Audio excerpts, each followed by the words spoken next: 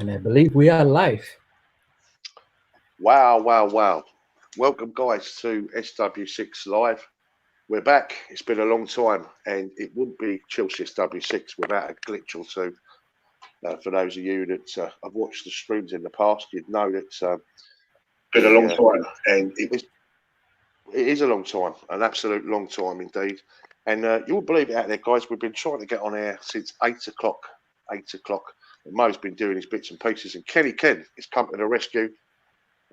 Because the whole format's changed and we've had to upload and download and all sorts of stuff. But anyway, we're here, we're live, fantastic. And in the studio tonight is none other than Mo. How you doing, bud? I am doing great, man. I'm excited to be back on this again. And probably 2 hours that were probably one of the most frustrating experience ever. But I'm just glad we're actually live and we're doing this. For a minute there, I thought we weren't going to even do this. But Kenny is definitely there to rescue in it. Well, I'll tell you what, we did think we was going to have to abort it, didn't we, at one point? Do you know what I mean? But Kenny Ken to the rescue, the Arsenal boy. How you doing, Kenny? Welcome back, mate. Chelsea SW6. I'm looking forward to this stream. I always enjoyed coming to the stream as a guest, but it's one of those things, right, where somehow Jose Mourinho has become the biggest news in London football again. Unbelievable, isn't it? Absolutely unbelievable, But what we was also hoping for tonight, and we did actually advertise it, we was hoping for the crafty Cockney, Paul Unwin, to come on because of the trilogy of games coming up. Because we obviously play West Ham our next home game, and I believe you play them 9 days afterwards, Kenny. That's right, yeah. But we've not responding. We put out various links, haven't we? So he might pop up. We hope he pops up because he's had the link sent out to him. So let's hope he jumps on. But let's deal first of all then with the news today. And first thing this morning, we all woke up to it. What was your reaction to it, Mo? Jose Mourinho, Tottenham, all teams, manager. What do you make of that, buddy? Generally speaking, and where do you start on this type of thing? And I think I was generally still very much shocked from the whole Pochettino situation because I wasn't sure if he had walked or if he had been sacked. And I was going all over my Twitter timeline trying to figure that out. And then I'm thinking, oh my God, I cannot believe Spurs have found the guts to do this for themselves. But I'm like, there's no way that they're going to make this type of decision without having something already in play. And I remember I was actually joking about with one of my colleagues who's a Liverpool fan and saying, imagine Mourinho ends up here. But I kind of laughed it off at the same time. I just said, but imagine for a second this actually happens. And I was just like, surely this can't happen. Like already United is a way to sever your ties a little bit. But I'm like, surely he's not going to go to Spurs after all the things he said. And then the first thing I do as soon as I wake up this morning, picked up my phone, and it's the first notification I see, and it's Spurs have appointed Mourinho. It is still a hard thing to digest, I think, for any football fan. I think I'm also in another football group chat as well, and I literally just threw it into there as an article, and it literally just went completely bananas as soon as I left my hotel room. And so it's actually interesting to see just how much of a ripple effect it's had throughout the whole world, just hearing that type of news. I think it's not something that anyone expects. But at the same time, I don't know, man. Jose Mourinho has changed quite a bit since he was at Chelsea. And I think football has had to toughen him up to a point now where loyalty is probably not his strongest word right now. I can't say he's a loyal guy.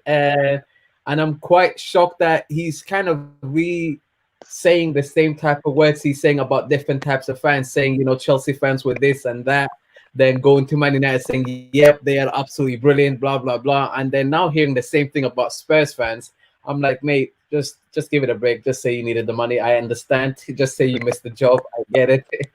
So to me, it's as much as it's quite shocking, I think it kind of tells you what football's now turned into. Loyalty is no longer a big thing, and Mourinho is definitely at the head of that at this point. He's definitely not a popular guy, I can't imagine Spurs fans are also happy with this. I'm pretty sure there's going to be a divide in that fan base too. So it's not just us being shocked. I think we can't forget that Spurs fans will probably be split on this decision themselves. But yeah, and football, that's football for you, man. Yeah. What about you, Kenny? I see. I've obviously been watching your videos on Arsenal Fans TV, and lots of meltdowns, as you can appreciate. And there was a lot of speculation about Jose coming to your club, and you was one of the regulars on that channel that actually spoke up and said you actually wanted him. A lot of the DT and all them others, all were. Mo was really scathing at the thought, when he, of having Jose Mourinho come there. But I want to get your reaction on it too, buddy. The fact that he's gone to indirectly your rivals too. Where does that leave Spurs? Is that a good move for them? Is it a good move for Jose Mourinho?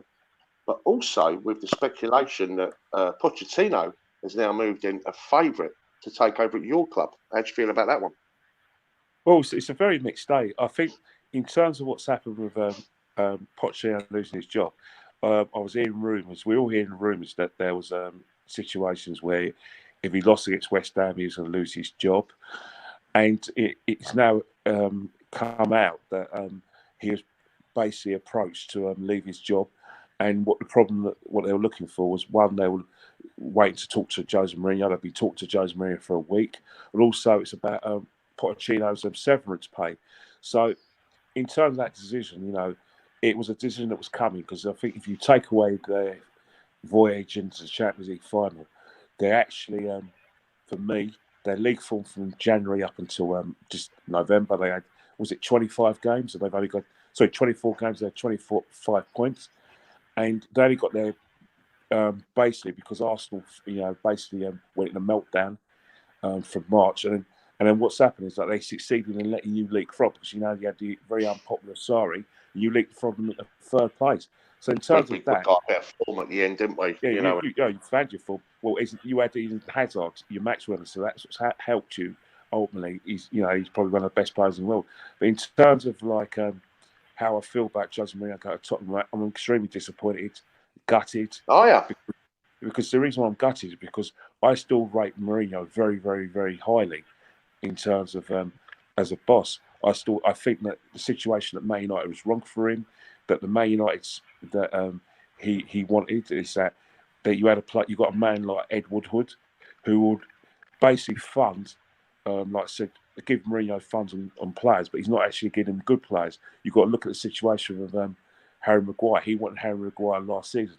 A year later, they have actually gone and bought him for more than what Leicester were asking for the season before. So obviously they followed his recommendations. But the reason why I wanted him at Arsenal is because we are in serious danger of not just not getting in the top four, but it's a case of us falling away from the big clubs. We're no longer going to be seen as an important club, because that us not in the top four would be the full season running without Champions League football. And again, a club of Arsenal with our facilities, our training ground, which is just as good as Tottenham, that's just not acceptable. So, that Jose Mourinho is going to do one thing. He's going to sort out the defence. He's going to sort out the midfield. But what he's going to do, he's going to sort out the egos at Arsenal. There's a lot of big egos at Arsenal. A lot of Arsenal fans, as you said before in our conversation on the phone, Tony, and I've spoken to you, Mo, as well, they're very deluded about how good the team is. They think that this team is good enough to challenge for a title in the top four, when they're very mistaken. The fact of the matter is that we haven't got a good squad. We're average at best. Some of the players that we think are world class are not even top class. I'll name you Torreira. Torreira has been a massive disappointment from last Christmas. He isn't the player we need. He's no Kante. Indeed, he's a better player. So I can think of about 5 midfielders are better than Torreira. That's where I wanted Jose Mourinho to come in. Another thing as well, he'll get us on a winning run. He'll definitely, short term, get us in the top four, because he'll get the defence right. He'll galvanise players like Adam, Aubameyang, like I said, and he'll get the best out of Mesut Ozil, who I feel that the only two managers in world football that's got the best out of Mesut Ozil is Joachim Löw and Jose Mourinho. So for me, it was a massive disappointment. In terms of your third question, in terms of Pochettino going to Arsenal, a lot of Arsenal fans, right, are screaming it loud. Robbie and Arsenal Fan TV has mentioned it. He's thrown it out there. There's people on Twitter and thrown out there. People at work are talking about it. And to be honest, it's not a bad call because the simple reason is that he has worked without any money, although we got a bigger budget than Tottenham Hotspur, and he can coach, and he's very much a player's man, and for me, that's why he's not much of a bad move, and he knows this league. Whether or not we'll get him because of his Tottenham connections is going to be quite doubtful. But to be honest, I will definitely take him because I think Unai Emery should fall on his sword. Unai Emery does not believe, in my opinion, that he is the man for the job. You have to look at his interviews. He's just regurgitating the same sort of things he's saying before. And basically, I think Unai Emery's given up the squad. I think Unai Emery, since we lost to you guys in Baku, 4-1, you had to see Unai Emery's reaction. He didn't want to be near his players. He was crying. He felt utterly betrayed and let down. So for me, we need to make a change. You capitulated that night, didn't you, Bud? To be fair. Well, the fact of the matter is that what you did is that in the second half is that you pressed us all over the pitch, and you got runners from midfield and the forwards, and after that you have runners in midfield, and you had a spare man, and every time you attacked, it was a goal. Yeah, yeah. I can't. I mean, don't get me wrong. You are right, Mo. Jose, there is no loyalty in football anymore. We all know about that, and you would think 2 spells at our club. You'd know that in our DNA, it's the worst club to go and join, isn't it? Let's be fair. And I think for a lot of our supporters now, it's done. It's over. The romance, the love, the affection. Yeah, can I just cut in though? Chelsea, yeah, you've had a history of players leaving Chelsea to go to Tottenham. You've had players like Colin Lee, like I said, you're going back a long way, mate. Yeah, and they were treated. Yeah, but you got Gustavo Poyet was a massive hero at Chelsea. Yeah, and he lost his hero status as a result of that. Because and you've got to realise, right, your favourite son, Jason Cundy, has actually made more appearances for Spurs that's true. than he made Chelsea, even though he made Chelsea. So it's not something you haven't done. Remember, Good Johnson went as a Chelsea player, went to Tottenham. So Gordon Jury. Gordon Jury as well. And I'll tell you now, our people talk about running Abramovich. Gaddis has been at Tottenham as well. That's a proper mercenary. So to be honest, it's not something that, and you've got to think with the Mourinho situation as well. But he's got his house in London, in West London, and the fact of the matter is that perhaps Tottenham acted quickly because they know that we're probably Unai Emery's on his last legs as well, so maybe that's why they've gone for him. But Luis Enrique with the Spanish job as well, that was a big one of possibilities, wasn't it? Again, Levy has been in the market for Mourinho for quite a while, and Mourinho wasn't willing. Especially when you sacked him in 2007. Mourinho. That coincided with the situation when Spurs sacked. We sacked Martin Jol. So within that time, you sacked Mourinho. A few months later, Martin Jol lost his job. Remember, they got one day Ramos. But in between then, approach was made for Mourinho. So it's not the first time this has happened in terms of like an approach from Tottenham. No, I don't want to be too bitter about it because everyone's got short memories, haven't they? And everything else. And of course, our revolution, Chelsea's revolution, started with Glenn Hoddle. You could argue he's best known as Tottenham. I guess we've done that to them. So it is just modern day game. Listen, I personally think this can all end in tears. Obviously, today's been just total Mourinho meltdown everywhere, isn't it? And I was listening to the radio on my way back tonight, and one Tottenham fan made a really good point, and he said that he felt that it was almost like a Daniel Levy special, getting them right because they've got the stadium and got the training ground scenario and everything else. It's like basically shuffling them into a pack, almost getting them right for a takeover. And we know there's one particular rich person, from the same family as the Man City connection, if you follow what I'm saying, and they're looking to take over a Premier League team, and they say, but the trouble is if they do select an Arab team, an Arab, like I said, millionaire or Mansour's, we might as well. Arsenal might as well just go home because we'll never be able to compete. Well, they were actually sniffing around us, Kenny. Do you know that? Well, they sniffed. I know they'd be sniffing around Man United as well. And you're talking about the Saudi Arabia. But what I'm trying to this is to do with Man City's. It's to do with their family.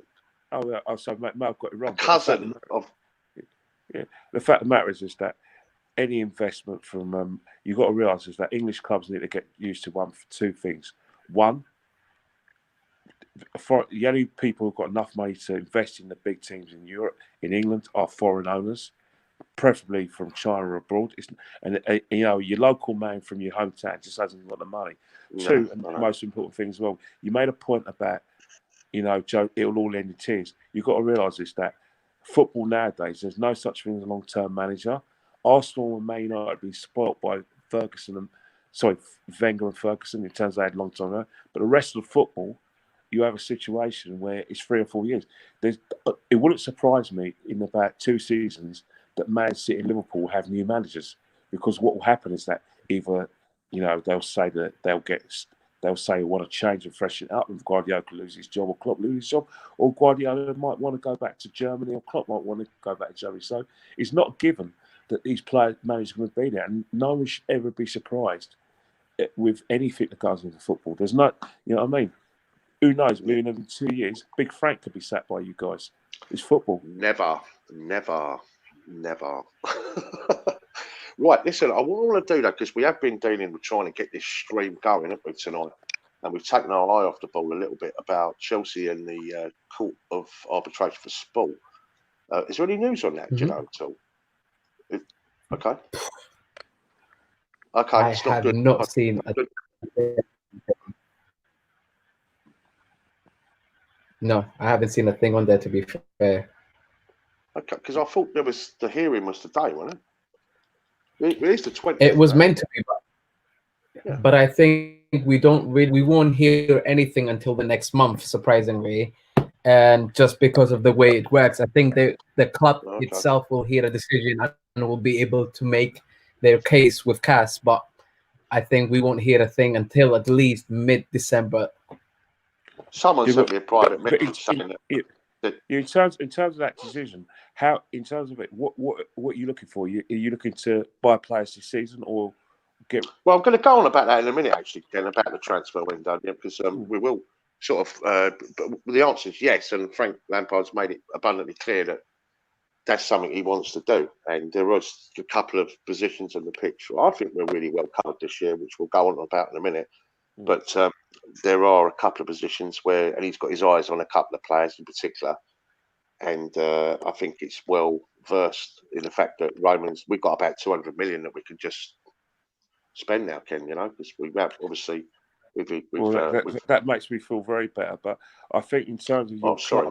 But, you are on Chelsea SW6 here, Ken. But in terms of your club, I think what's happened, right, is that one of the biggest myths in football regarding Chelsea is that Lampard's doing this great job and he's working wonders with great players. I think what people need to realise, obviously you guys know more about the club than I will ever know, but from the outside looking in, you've got Kante at the club, you've got Jorginho, you've got Azpilicueta, you've got Alonso, you've got players who've won. All right, with the exception of Jorginho, you got players who won a title only 2 years ago, so that's experience. And then you've got youngsters like Abraham, who's had 3 years' experience of first-team football. Mount had experience of first-team football at Derby, so did Tomori. So, and the only player you're probably missing out is Loftus-Cheek because of a long-term injury. But really and truly, Lampard had a ready-made team for him. Yeah, but if I was to turn around and say, Ken, what we've had to go through from the start of the season in terms of injuries, it's incredulous, mate, how we've coped. I know how you cope, but at the end of the day, Mason Mount is not a raw player. He's had first team experience. No. He was ever present for Derby. So when people say, well, Lampard's working wonders and blah blah, I was thinking, well, hang on here. Frank Lampard's an extremely fortunate man in terms of the fact that he's got good players and his youngsters happen to have first team experience. So for me, it's not a surprise what you're doing now. I think what's happened is that maybe against the Man Cities and Liverpools, the teams that are a bit cuter than you all struggle. But with experience, that's good experience for you guys. I think, Ken, in 2 years' time, you're going to see some football side, mate. I'm not just saying it. I really don't mean to, just sort of lay it on too thickly. But you know, well, let's talk about the season so far, then, right? So obviously we've covered Jose. Don't look like Paul's coming on here. I'm not gonna lie. Tony, I'm not gonna lie. I'm not done on Jose, but we can come back on it later on because there is stuff that links to Chelsea. Say again? Go on, buddy. Tell me what your thoughts are. No, there's just certain comments that I don't think sat right with me. And I think Fantasy PGA Tour mentioned it early on. He's speaking about the fact that and the Spurs Academy and all of that stuff, and was something that Mourinho seemed to be bigging up quite a lot. And I'm like, excuse me, mate. Like, I'm like, hold on a minute. And you're the guy that had Mo Salah, Kevin De Bruyne, Lukaku, and they weren't our own academy players. But like, there are quite a few of them definitely went there. And you had Loftus-Cheek, and Nathaniel Jalobah, and the list kind of goes on in terms of how many different types of players he had at his grasp to kind of use and integrate. If he'd have gone to Arsenal, right, he'd be doing the same thing. And what you got to understand here, right, okay, this is classic Jose Mourinho, right? Right. If he'd have gone to Man United, shut his mouth, we would have accepted it. Fair play, everyone moves on. It's football, right? But the point is, he went to Man United, and the digs started coming in. You know, they were, you know, and then the final straw was coming on our pitch, patting the badge and giving it all that, and then everyone took it out on us for the way we reacted to what he was up to. I said in my video, you sacked him though. You sacked him spectacularly twice, so he's not going to be very happy with you guys, is he? Well, the fans back all the way to the end. So, like, I think for me, the respect you show the fans is different to what you maybe show the board and the club that didn't back you. But the fans always back you. Yeah, it's like Arsene Wenger, Kenny, like, you know, going down the, I don't know, the Spurs pitch and doing exactly the same thing. That's the only way I can kind of put it into perspective for you. You've got to remember, to us, he was like the fucking messiah. Whatever he said, no problems, Jose. He could slag us off as supporters, no problems, Jose. You know, listen, when we went on that streak of where we didn't win a game for, I can't remember now, was it 14 games and 2 wins or something ridiculous like that? And the whole stadium stood up for him. He forgot all about that. All about that, yeah. But you figure you've got to realise in Jose's DNA, when Jose Mourinho first came to this club, that the biggest enemy was Arsenal because we just done the Invincibles. So he was going to think, right, it's them against us. When he went to Barcelona, when he went to Real Madrid, it was basically him against Pep. He always creates that sort of behaviour. In the Nacional, it was a situation where he had to win the Champions League to get one of it. And you look at the Man United, it was them against you. So Jose Mourinho will always galvanise the fans of the club that he manages and tap into that. For instance, Spurs hate Chelsea hate Spurs, Spurs hate Chelsea, Spurs hate Arsenal. So Jose Mourinho, to get fans on side, he's going to tap into that kind of hatred because the end of the day, how he gets people on side is that they all hate me. The referees don't want to give me decisions, and they don't want to give you decisions, and the media hate us and all that. And that's what. And what happened is that he had that bit of a problem at Spain because what was happening at Real Madrid is that Spain were very successful with Real Madrid and Barcelona players, and they were good friends, going out dinner. And so it was very difficult for him to create that them against us. So what was happening? You've got to realise he had problems with Ramos, he had problems with Casillas, and basically that was a problem because he wanted to create them with us. So what he did again, the referees in Spain are against me. So Jose Mourinho has to create conflict in order to galvanise people on his side. And it works for him most of the time. Siege mentality. What I'm saying, though, Mo, is this is going to be coming at us all season, and they'll turn it on you as well, Kenny, because of the North London thing. Of course he will. He'd be a fool not to, because simple reason is that you've got to tap into something. You know, every brand's doing it. You know, back in the 70s, you know, like with John Revie, basically everyone hated Leeds. It was the Man United media. Sir Alex Ferguson, when he came to England, basically all these journalists, all Liverpool fans, to hate Man United success. Everyone does it. Arsene Wenger did it when he first came to Arsenal, when he basically saw Alex Ferguson's competition, so he will have subtle digs. It's football. It's what we like, and it's why we pay our subscriptions for Sky. Okay. Look at this, guys. We have finally managed to get Paul on the stream. There he is. Hello, fellas. How you all doing? Hey, good to see you, mate. I had a bit of trouble getting on here, so yeah. Hello. Mate, we took us 2 hours, mate, to get on. Oh, unbelievable. Unbelievable, mate. But listen, we were really good at it at one point. We were going out 2-3 times a week, weren't we? And Mo said to me, Tone, we've got a problem with this because they've changed everything, and that just goes to how long we haven't been going out live, doesn't it, mate? Really? Yeah. But, there you go. But good to see you, mate. Yeah, you too, lads. How you all doing? All right, we've just been talking about Jose. You want to finish off there, Mo, about Jose? I know you're steaming about it, haven't you, mate? Honestly speaking, you're right.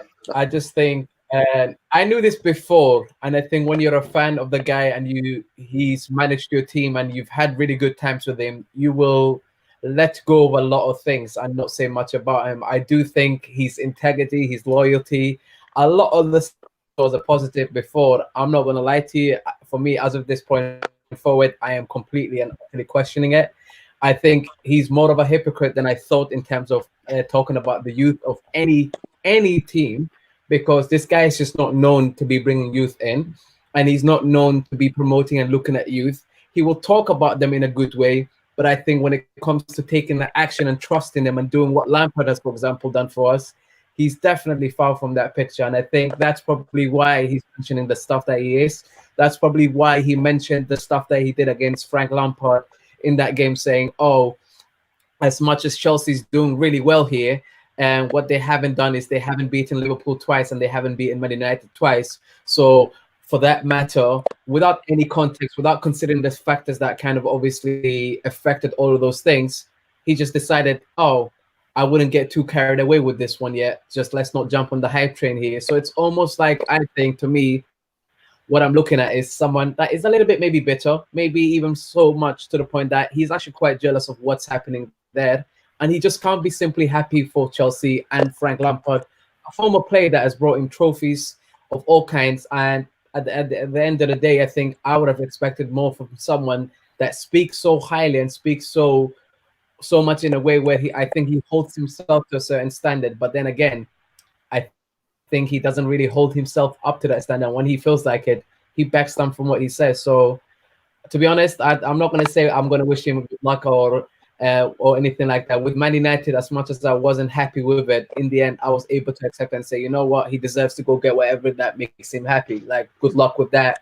Hopefully it doesn't work out for you, because I don't like Man United, but still, I was like, good luck, Jose. But whereas this one, for me, I'm a bit more like, Jose, don't think you're the guy that you sell us to, that you sell yourself as. And now that finally makes sense, I'm just like, you know what, I don't really care, man. My team's doing really, really well anyways. So that's about it, man. I'm not going to even mention him again. I just don't care. It's funny enough, Rory Jennings. You say Rory, we all know Rory, don't we?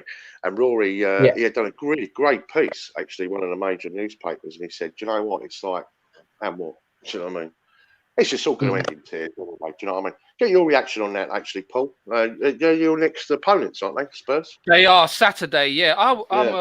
I'm a different opinion too. I think he's going to do a pretty good job at Tottenham. I'm a bit worried, actually, because the reason I believe that he wasn't successful at Manchester United is he didn't believe in his back line. And I think he's got a stable back line there at Tottenham, and I think that's going to make him express. He's got a similar squad to what he had at Inter Milan, where he had Diego Milito up front. He's got Harry Kane in there. He's got Eriksen as your Schneider, and he could play more of an attacking brand of football because he believes in that back line, which I'm really worried about because he's a proven winner. He's won everything at your club, so yeah, I'm a little bit. You must be absolutely hey, no Champions League. Yeah, of course. Okay, no Champions League, but you know he's won everything. He's won it. I'm not Gabe, mate. I mean, it must be hard for you as well because we've got Frank. You know what I mean? And you know, we all know how much. No. Me personally, I'm very, very impressed with your team and your squad at the moment. It's the football that you are playing right now. I did not foresee coming. I think I spoke to you, Tony, at the start of the season. I was like, literally, I would be very worried because he's just lost his best player. He's having to deal with no money, and he's got a load of kids coming in, and I just see it as like a crash and burn. But he's literally turned it around, and the football you're playing at the moment is better than I've seen Chelsea in a long time. You literally are playing beautiful football, and all the way to Hull, isn't it? And it's Mason Mount, Tamori. They're all sort of like Abraham. They've all come in, and they're just all having a good. They're all having a good time, aren't they? So it's you must be buzzing. You must be. Oh mate, honestly, I can't tell you. You know, I don't want to give it large and all that because we've had a quarter of a century of 25 trophies in there. Quarter of a century. Yeah. Stop it. You like that one, Kenny? Yeah. Yeah, I hate it. Well, I know, but the thing is, right? This is amazing right now for us. This is just I can't put it into words. Tony, we had a conversation a few years ago when we was talking about Chelsea. You're a fantastic side, but you buy everything. Well, you spend loads and loads of money, and you don't bring the kids through. You don't bring the kids through. This time, you've brought all your kids through, and it's beautiful to watch. I love it. Listen, we're the eighth biggest spenders in the last 5 years. You know listen. I hate your football club, but I love what you're doing. That's the way I see it. We'll take it. Well, what I want to do, guys, because obviously we've started later, and I had a load of things to go through, right, and everything else, and I was actually going to discuss each team section by section. But as we all know, we all play each other in a roundabout sort of way over the next 3 weeks. I mean, our next home game is actually against West Ham, as you know, Paul. And then, of course, we play at the Emirates 2 days, is it, before the new year, isn't it, Kenny? Yeah. So, basically, we got West Ham on the 9th of December. Paul, I was talking to Tony about a few days ago about the actual World War II bomb outside the stadium. We now know it's basically isn't a bomb; it's something else. But at the time, we were worried that our game would be called off. Right. Well, I would hope it would be postponed because we're not very good at the moment. So take it back as long as you want. Paul, have you been watching Arsenal though, Paul? Listen. You're pretty bad yourself. Yeah. Well, let's tell you what then. Let's dissect all 3 clubs very, very quickly. Listen, we won't go straight with Chelsea. Then we'll bang it in the middle. Let's start off with Arsenal. Yeah. Kenny. The season so far, we've had the Xhaka scenario, haven't we? It's been Meltdown City in your particular channel. It always was. I think the situation. You start with Granit Xhaka. Granit Xhaka has basically been a player for criticism. I criticise him as well. But what killed Granit Xhaka was the Spurs game when he gave away the penalty when to put Spurs 2-0 up. Ever since then, he's been all bets were off with Granit to the extent that he's been booed when he was substituted at Bramall Lane. He was booed at Bournemouth. He's been booed at Villa. Every game, basically, when Granit gets the ball, there's a kerfuffle of boos and swearing and abuse towards the player. And in Crystal Palace, it culminated with the Crystal Palace game. Now, I backed Granit Xhaka. The reason why I backed Granit Xhaka in my video AFTV was simply because a lot of Arsenal fans were trying to take the moral high ground, which a lot of football fans do. They like to abuse a player, give it the large. But when the player abuses back, they're the first player to go and report to the steward, go to the police, and say, how dare he say that? And I thought, well, hang on here. Someone's got to make a stand here. Because one of the reasons I was hearing on AFTV in terms of the fan codes was absolutely rubbish. They were saying, we were booing him. You was going mad in the Leicester game, right, weren't you, Ken? Yeah. And I was saying, but that's not true. You're booing him because the fact of the matter is you don't rate him no more, which is your right. But to actually take the moral high ground, I was against. But to me, Granit Xhaka should never have been put in that position as a captain. And he's one of the players I want to be sold. We've got a problem with Torreira as well. A lot of Arsenal fans think Torreira is world class. He isn't. He's not as good as Ndidi. He's not as good as Kante as well. And he's not a Verratti. I can think of more players in that position who are better than Torreira. The problem we've got at Arsenal as well is that, and Torreira's got, is that Guendouzi's now a main man at Arsenal. He's one of the players that at the age of 20 who lifts us when we're struggling. He's the one who brought us back in the game against Aston Villa, the same he did against Tottenham. His performance is warranting. He's basically the first name of the team sheet, and that again is one of the problems that Torreira has, is that he can't find a way to midfield because we're trying to shoehorn Ceballos. Since the Burnley game, Ceballos has been a disappointment in terms of his go output, and he's been in and out of games. And then you've got the situation with our defence. We've got your guy David Luiz. He's probably been our best defender, but we're still lopsided. We know we've had injuries to Bellerin. We've got Tierney as well, who's not fully fit. So we've got that sort of problem. But the biggest conundrum at Arsenal again is what we said before. Many streams, me, you, Paul, Mo, and we had Claude and Ass on. Bloody Mesut Ozil. What do you do with Mesut? I mean, for me, I want him out of the club. But the situation is that with results going south, you've got to have, Unai Emery basically does not want him in the team. The board is trying to force Mesut Ozil out. But when results go south, you have to sure he'll want him in the team. And that's the problem. We've got a front three of Pepe, Aubameyang and Lacazette. But Mesut Ozil can't play in midfield because we'll ship goals. So you've got to lift that Pepe. So again, it's one of the things that's causing Arsenal fans a lot of grief. But against the results, Unai Emery, universally, a lot of Arsenal fans, even people like myself used to back him, we universally want Unai Emery to be replaced. His time is up. Look, with who, Ken? Well, that's the thing. Obviously, I want to judge Mourinho, but now, no, not at all. I don't want it because with Tony, remember Leeds United in the 80s when they went through that time when they had players like when they had Bremner, Clark, Eddie Gray, they had Terry Cooper. None of them good at management. And it took for Harold Wilkinson to come there and galvanise it. But for me, I'll take Rafa Benitez, or I'll take I'll take Rafa Benitez or Ancelotti, or I'll wait for Diego Simeone, who I think could do the challenge. But for me, Unai Emery's time is up, and if we don't watch out, in 3 weeks' time, we'll be 14th, and Tottenham will be 6th. That's the reality of our situation. Yeah, you're 6th place right now, 17 points. But I was looking at your results, actually, right at the start of the season. It weren't too sad. You was picking up some wins. It's really kind of went downhill from that Sheffield United away game, wasn't it, where you lost 1-0. I think what's happened, the football was pretty turgid as well. And to a certain extent, we're not pressing teams. We're very passive, even at home. And we allow teams to dominate the midfield. Like, for instance, any team that plays Arsenal, even at the Emirates, has got a good chance of beating us. As long as you press us low the field, get numbers, get crosses and get the numbers through, you'll beat us. That's how bad things are. What do you make of Arsenal? Arsenal? Yeah, I don't think he's the right man. I really don't. I don't understand it, the way he wants to play. I don't think Arsenal have a style.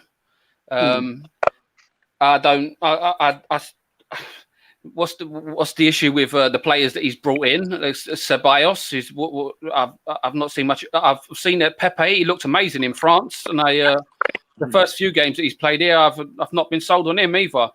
You've got to look at the recruitment at Arsenal as well. How much money they've been given to spend? Like, it seems like a big. I think it's more than Unai Emery at Arsenal. Personally, I think it's above him, obviously, but for the short term, to be honest with you, is he done any better than Arsene Wenger? Is he? Do you know what I mean? I know you wanted Wenger out, but would he have done worse than what Emery's doing now? I think with Arsene, the club was on its knees, and the fact that we went 2 seasons consecutively that top 4 football, and basically Arsene Wenger ran the club into the ground, and there was no way back for Arsene Wenger. His currency at Arsenal was getting us to the top 4. If you go 2 seasons without getting the top 4, and ultimately the fans, voted by not turning up the games, and that was the biggest indictment of Arsene Wenger's career. It's that fans no longer wanted to be there, and they were only going to leave when Arsene Wenger came, and that's what eventually got him sacked. He didn't resign. He was fired. Kenny, what's your opinion on Arsenal keep on trying to play the ball out from the back every single time? It's unbelievable. I think the thing is, right, is that I do understand it. All the best teams in the country, and we're in Europe, are playing from the back. And one of the reasons why you want to play from the back is because if you hit it long, you're giving the ball back to the opposition. And when you give the ball back to the opposition, you give them control of the game. So basically what you want to do is that you have to play at the back. Obviously, teams know that Arsenal are a bit nervous. But if you notice that in terms of Arsenal playing at the back, that's why you don't have Torreira in the team. You have players. That's why Xhaka was getting in the side, because he's a very good passer of the ball. And Guendouzi's sort of player can take it and drive. And that's why we try and play at the back to suit the players we have. But it's too slow, though, Kenny, isn't it? It's so slow distributing that ball. It's definitely slow. And that's one of the reasons why we got David Luiz as well, because he's a ball-playing defender, Good ball-playing defender. But again, when you're not playing with confidence and the players don't believe in what you're doing and they panic, then obviously it's going to, you're going to have situations like that. But Kenny, I agree with you. Playing out the back is how the best teams do it. Liverpool, Manchester City, etc., etc. But there is times when they can't play out the back and they go long. But he seems to be persistent on having to play the ball out from the back every single time, which is my problem. Yeah, I think Unai's a very stubborn man, but it's something that he's been very much trying to do. But again, we don't have the right personnel at Arsenal. A lot of people are going to say, well, Unai Emery's a problem. And he is part of the problem because the results going against him. But as I was saying earlier in the stream, a lot of Arsenal fans are very delusional about how good the squad is. It's not a good squad. If you want to be in layman's terms, we're crap. Our spine is crap. You know, even our big name players don't do it as another player. If you can morph Lacazette and Aubameyang into one player, you've got the best striker in the world. Lacazette works his nuts off, but his finishing is horrendous. Aubameyang's finishing is fantastic, but his work rate is horrendous. You've got Pepe trying to struggle. So, in that respect, there's still deficiencies in a lot of our big name players, and that's the thing. Arsenal fans will swear blind that we got this. Our forward line is the best in the world, and it'll get in the Man City's, Liverpool's teams. You have to watch Liverpool's front three against Man City and know that our front three is nowhere near that level. There is a little bit of delusion on that one because, I mean, Robbie always goes on about, doesn't he, on the fan cams and that. You always hear him going on about how good your team is, your squad is. And I think, hold on, ain't you seen everybody else's squad? It's not like, you know, you've got the monopoly on good players. You know what I mean? You look at everybody else's squad, like, you know. If you know, what do you make? Me and always argue about it on our fan cams, don't we? Well, yeah, I'll see that, mate. Do you know what I mean? Well, at least there's a bit of realism in it with what you're saying, like, you know. But what do you think, Mo, of Arsenal this season? And it's a bit of a crazy one because I think the way last season ended, they obviously just missed out on the top four. So I thought maybe this season they might be able to pull it together because they're going to be able to get certain things a little bit more correct for themselves. Maybe they've learned from tough lessons. Maybe they are starting to fix their back issue in terms of having players that can play from the back. But it's very obvious that I think they have now got a manager that clearly does not suit what they're trying to do. And I think the players don't believe in him. I think he's definitely made this whole Özil situation much bigger than it needed to be. And I think part of managing and being a manager is being able to manage the squad harmony and managing different players that you have in your squad. I think he's played the wrong card here. He's not, instead of isolating Özil, I think he should have just used him sparingly in the correct way. I think he should have sold him. Mo, he should have sold him in the summer when he got there. He wasn't a part of his plans. You could see it wasn't a part of his plans. Sell him. Get rid of him. He's on £350,000 a week for doing nothing. Yeah. Get rid of him. But he just signed. He correct me if I'm wrong here. Did Mesut Ozil sign a new contract not that long ago?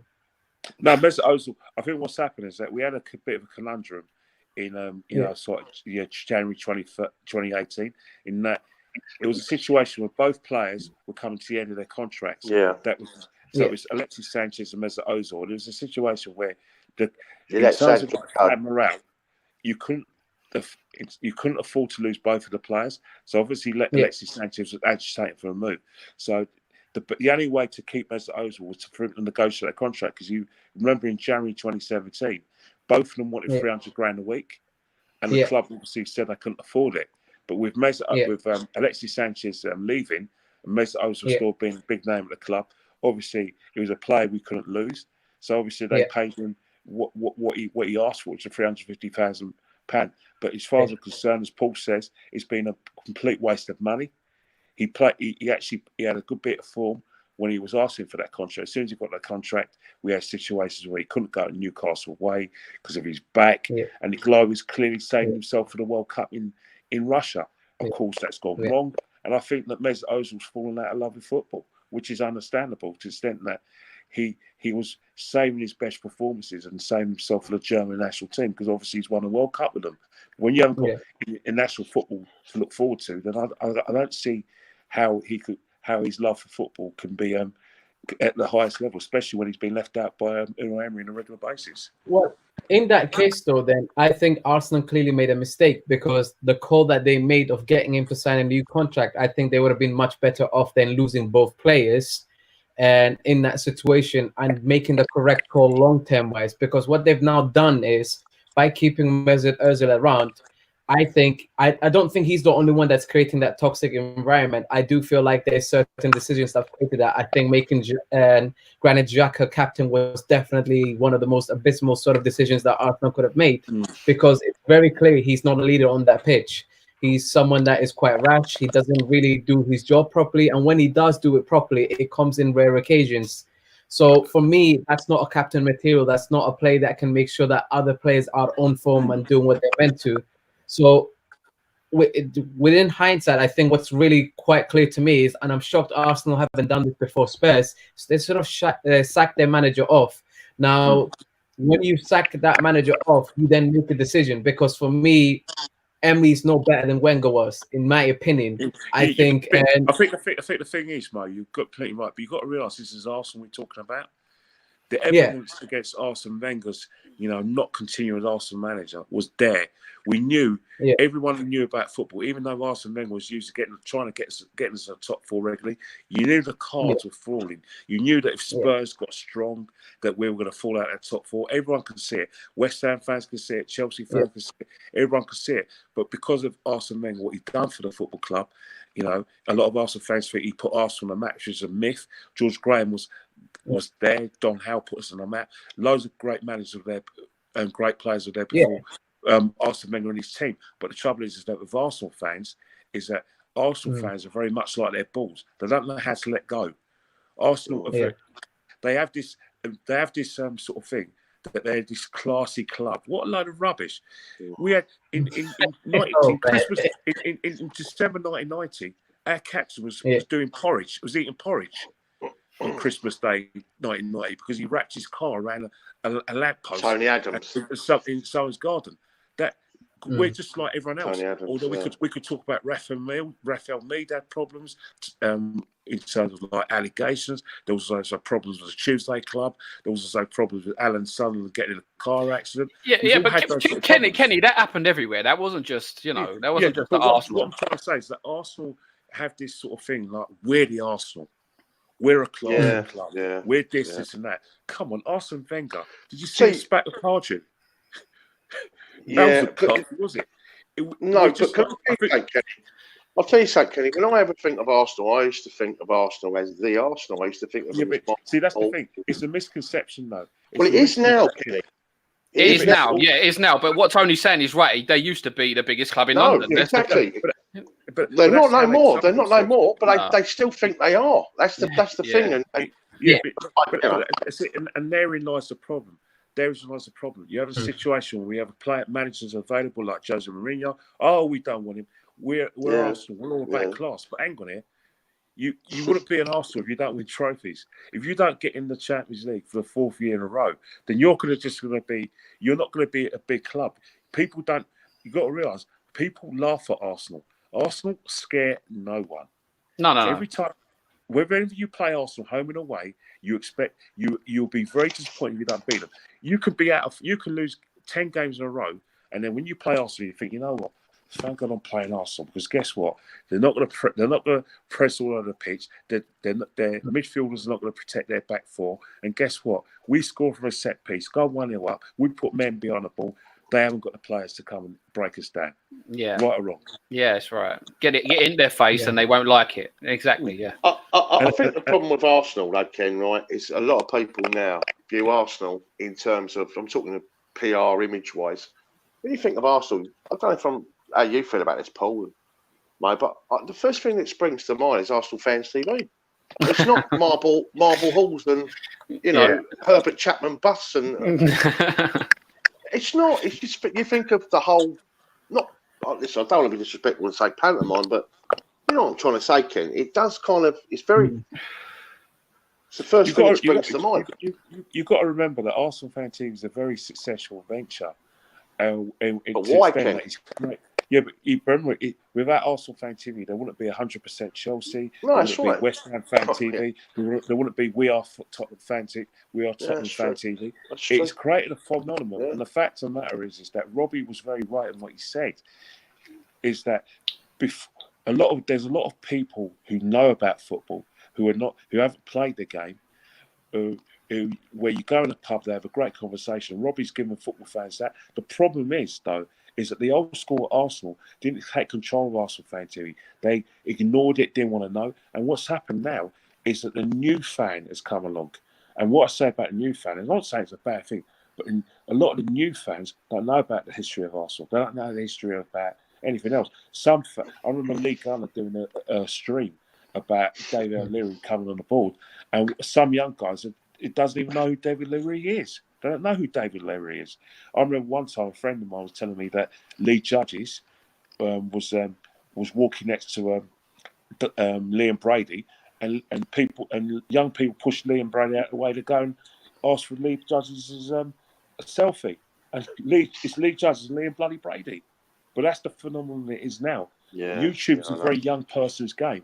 And the fact of the matter is that young people are going to be attracted to Troops and DT, because DT's 40 years old, but he's a very young 40. He comes out to colloquialisms, Troops, his language, local colloquialisms and local words. Young people speak like that. He speaks their language. So definitely he's going to be more watchable and popular. That is fan TV. You've got a situation with Sophie Rose. She's good to look at.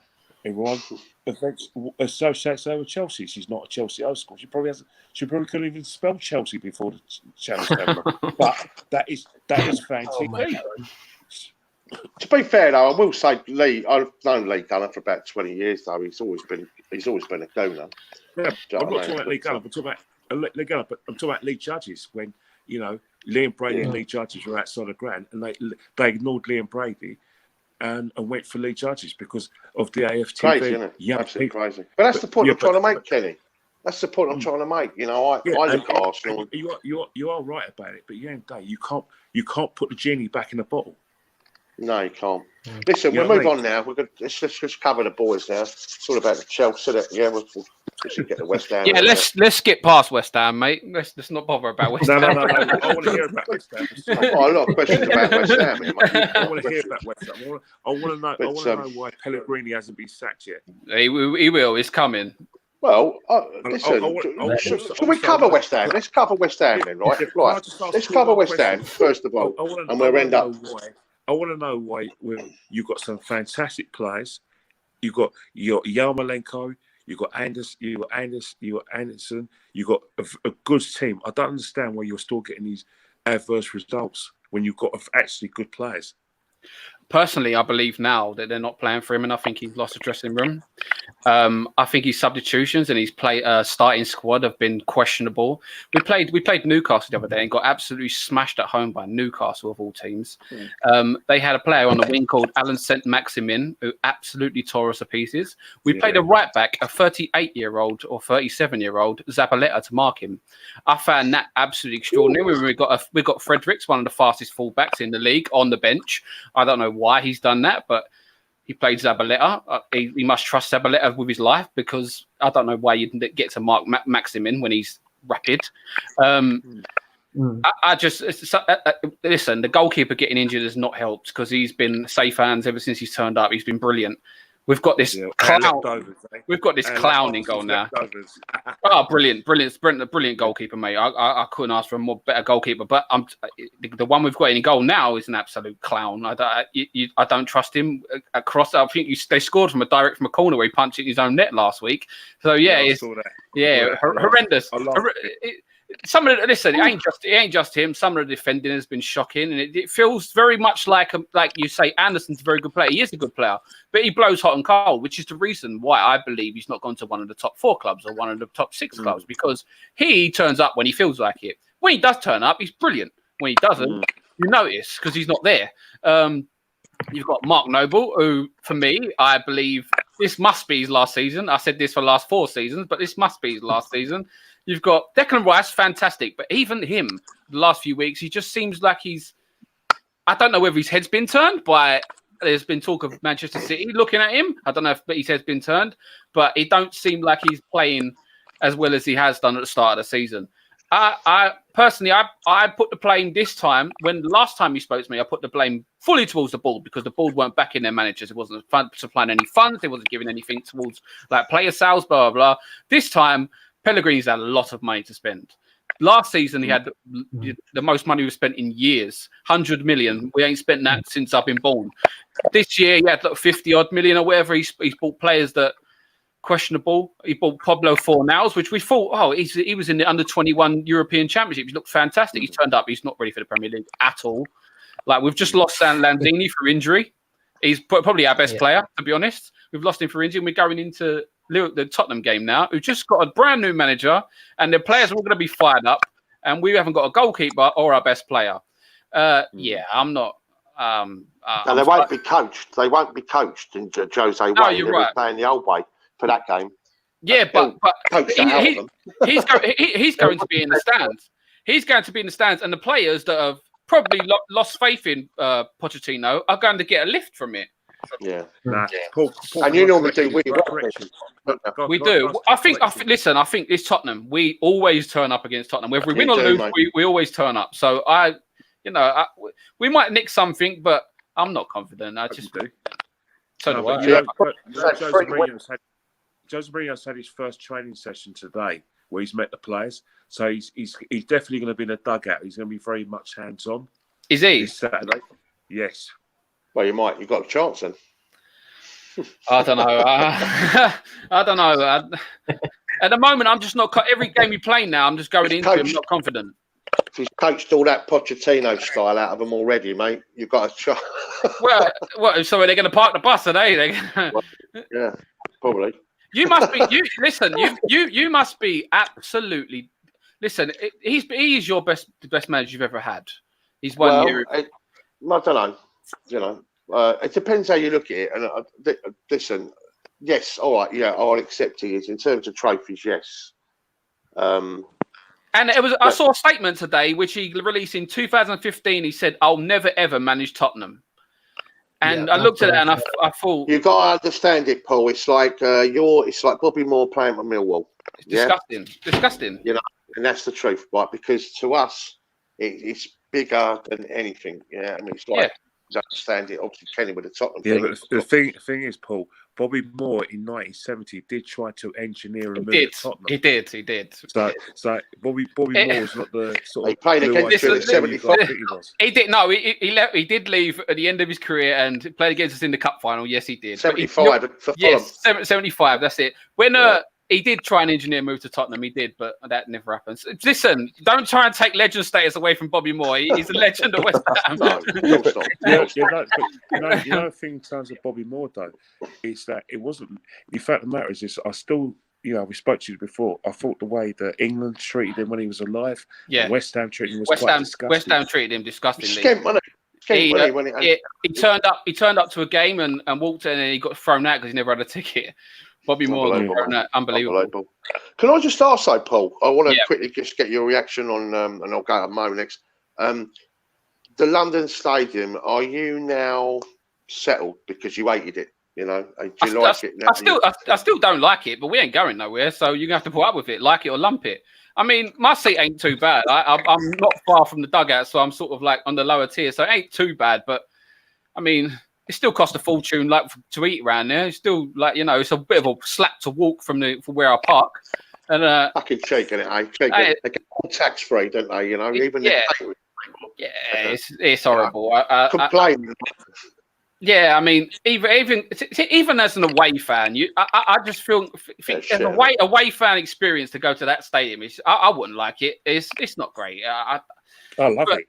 I love it. Well, you've only lost once there. Well, yeah, I suppose you are. Yeah, but there is plan. We've done shit there. We have, haven't we? We've got beat twice there. I believe in the next few years. When I'll go with my old man. So when I'm walking to the ground, he tells me that in the next few years, their plan is got to be to buy it out because I think they're losing. The LLDC are losing money on it, etc., etc. So West Ham's obviously looking to buy the stadium sooner or later. I'll tell you what, mate. You don't want an inquiry on it because. Yeah, more than anything. Yeah, it's spent than anything, mate. That ground, Yeah. I still don't like it, but listen. We've been there 3 years now. 4 years now. You just put up with it, didn't you? You just go and Look, listen. When we're playing well, when we had a half decent season last year. When we was doing all right last year, it was completely forgotten about. Loving it. When you're not playing well, it's fucking everything's going wrong. The stadium's shit and fucking everything's bad. And Hey, Paul, I've got a story. Paul, I've got a story to tell you. Can I just tell you? Got a quick story. Go Go on. on. Basically, you know, I train at the gym in the tennis centre in Caledonia Road. Oh yeah. Around Market Road. Well, do you remember that time when there was a pitch invasion? Yes, I was there. And Mike Noble tackled one of your fans. Yes. Well, the guy who Mike Noble tackled is become a good friend of mine because he actually trains the gym. He actually trains the gym in Market Road called the Tennis Centre in Caledonia Road. Yeah. He's got a lot of nice things to say about Mike Noble. Not, he actually hates him because he blames Mike Noble because basically this guy's banned for life. He's got a 5-year ban. But yeah, I think he's got a lifetime ban from your stadium. So it's a good bit of trivia. I thought I'd let you know about it. Yeah, well, I don't think it was the best idea of him to run on the pitch and fucking start causing No, trouble. I keep on telling him that. Yeah, but you know, to be honest with you, I don't know if it done the trick or anything because the following season they spent £100 million. So I don't know whether that sort of like kick-started them or whatnot. But he actually did you lot a favour in it. But Martin Noble's a bit of a busybody, isn't he? I've got to tell you one song that West Ham fans sing to us, right? It really gets on my fucking nerves, Paul. I'll tell you what, right? I remember me and Francis last season were outside giving them loads of verbals when they were coming out. Do you remember that, Mo? And they sing that history song. You know what Liverpool sing to us? West Ham sing fuck off, Chelsea FC. I thought, and they're all giving it, you know, history and all that.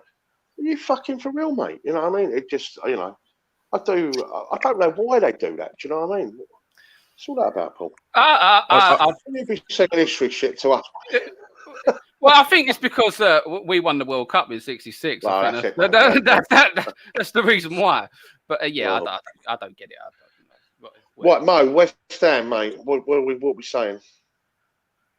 Like Paul's already said, I'm quite surprised Pellegrini's still there, and I think it's very surprising because I think I generally thought they would be one of the top 8 teams for sure, just because of the players that they have, the style they were playing.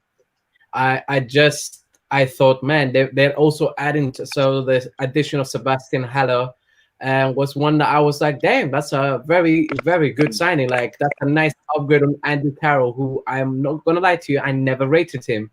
So it's one of those things where I thought, man, okay, West Ham are going to be a force to be reckoned with. And I'm not sure what's really happened because it's obviously not just him that they've signed. And it just feels like the team isn't really playing in the same confidence they were playing when I saw them last season.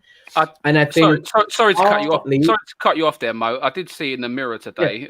I don't know how reliable the Mirror is, but apparently we're poaching Rafa Benitez, so that could be the next man through the door. Look at Kenny. God. Another manager. And I'll tell you what, he's perfect. He would be, yeah.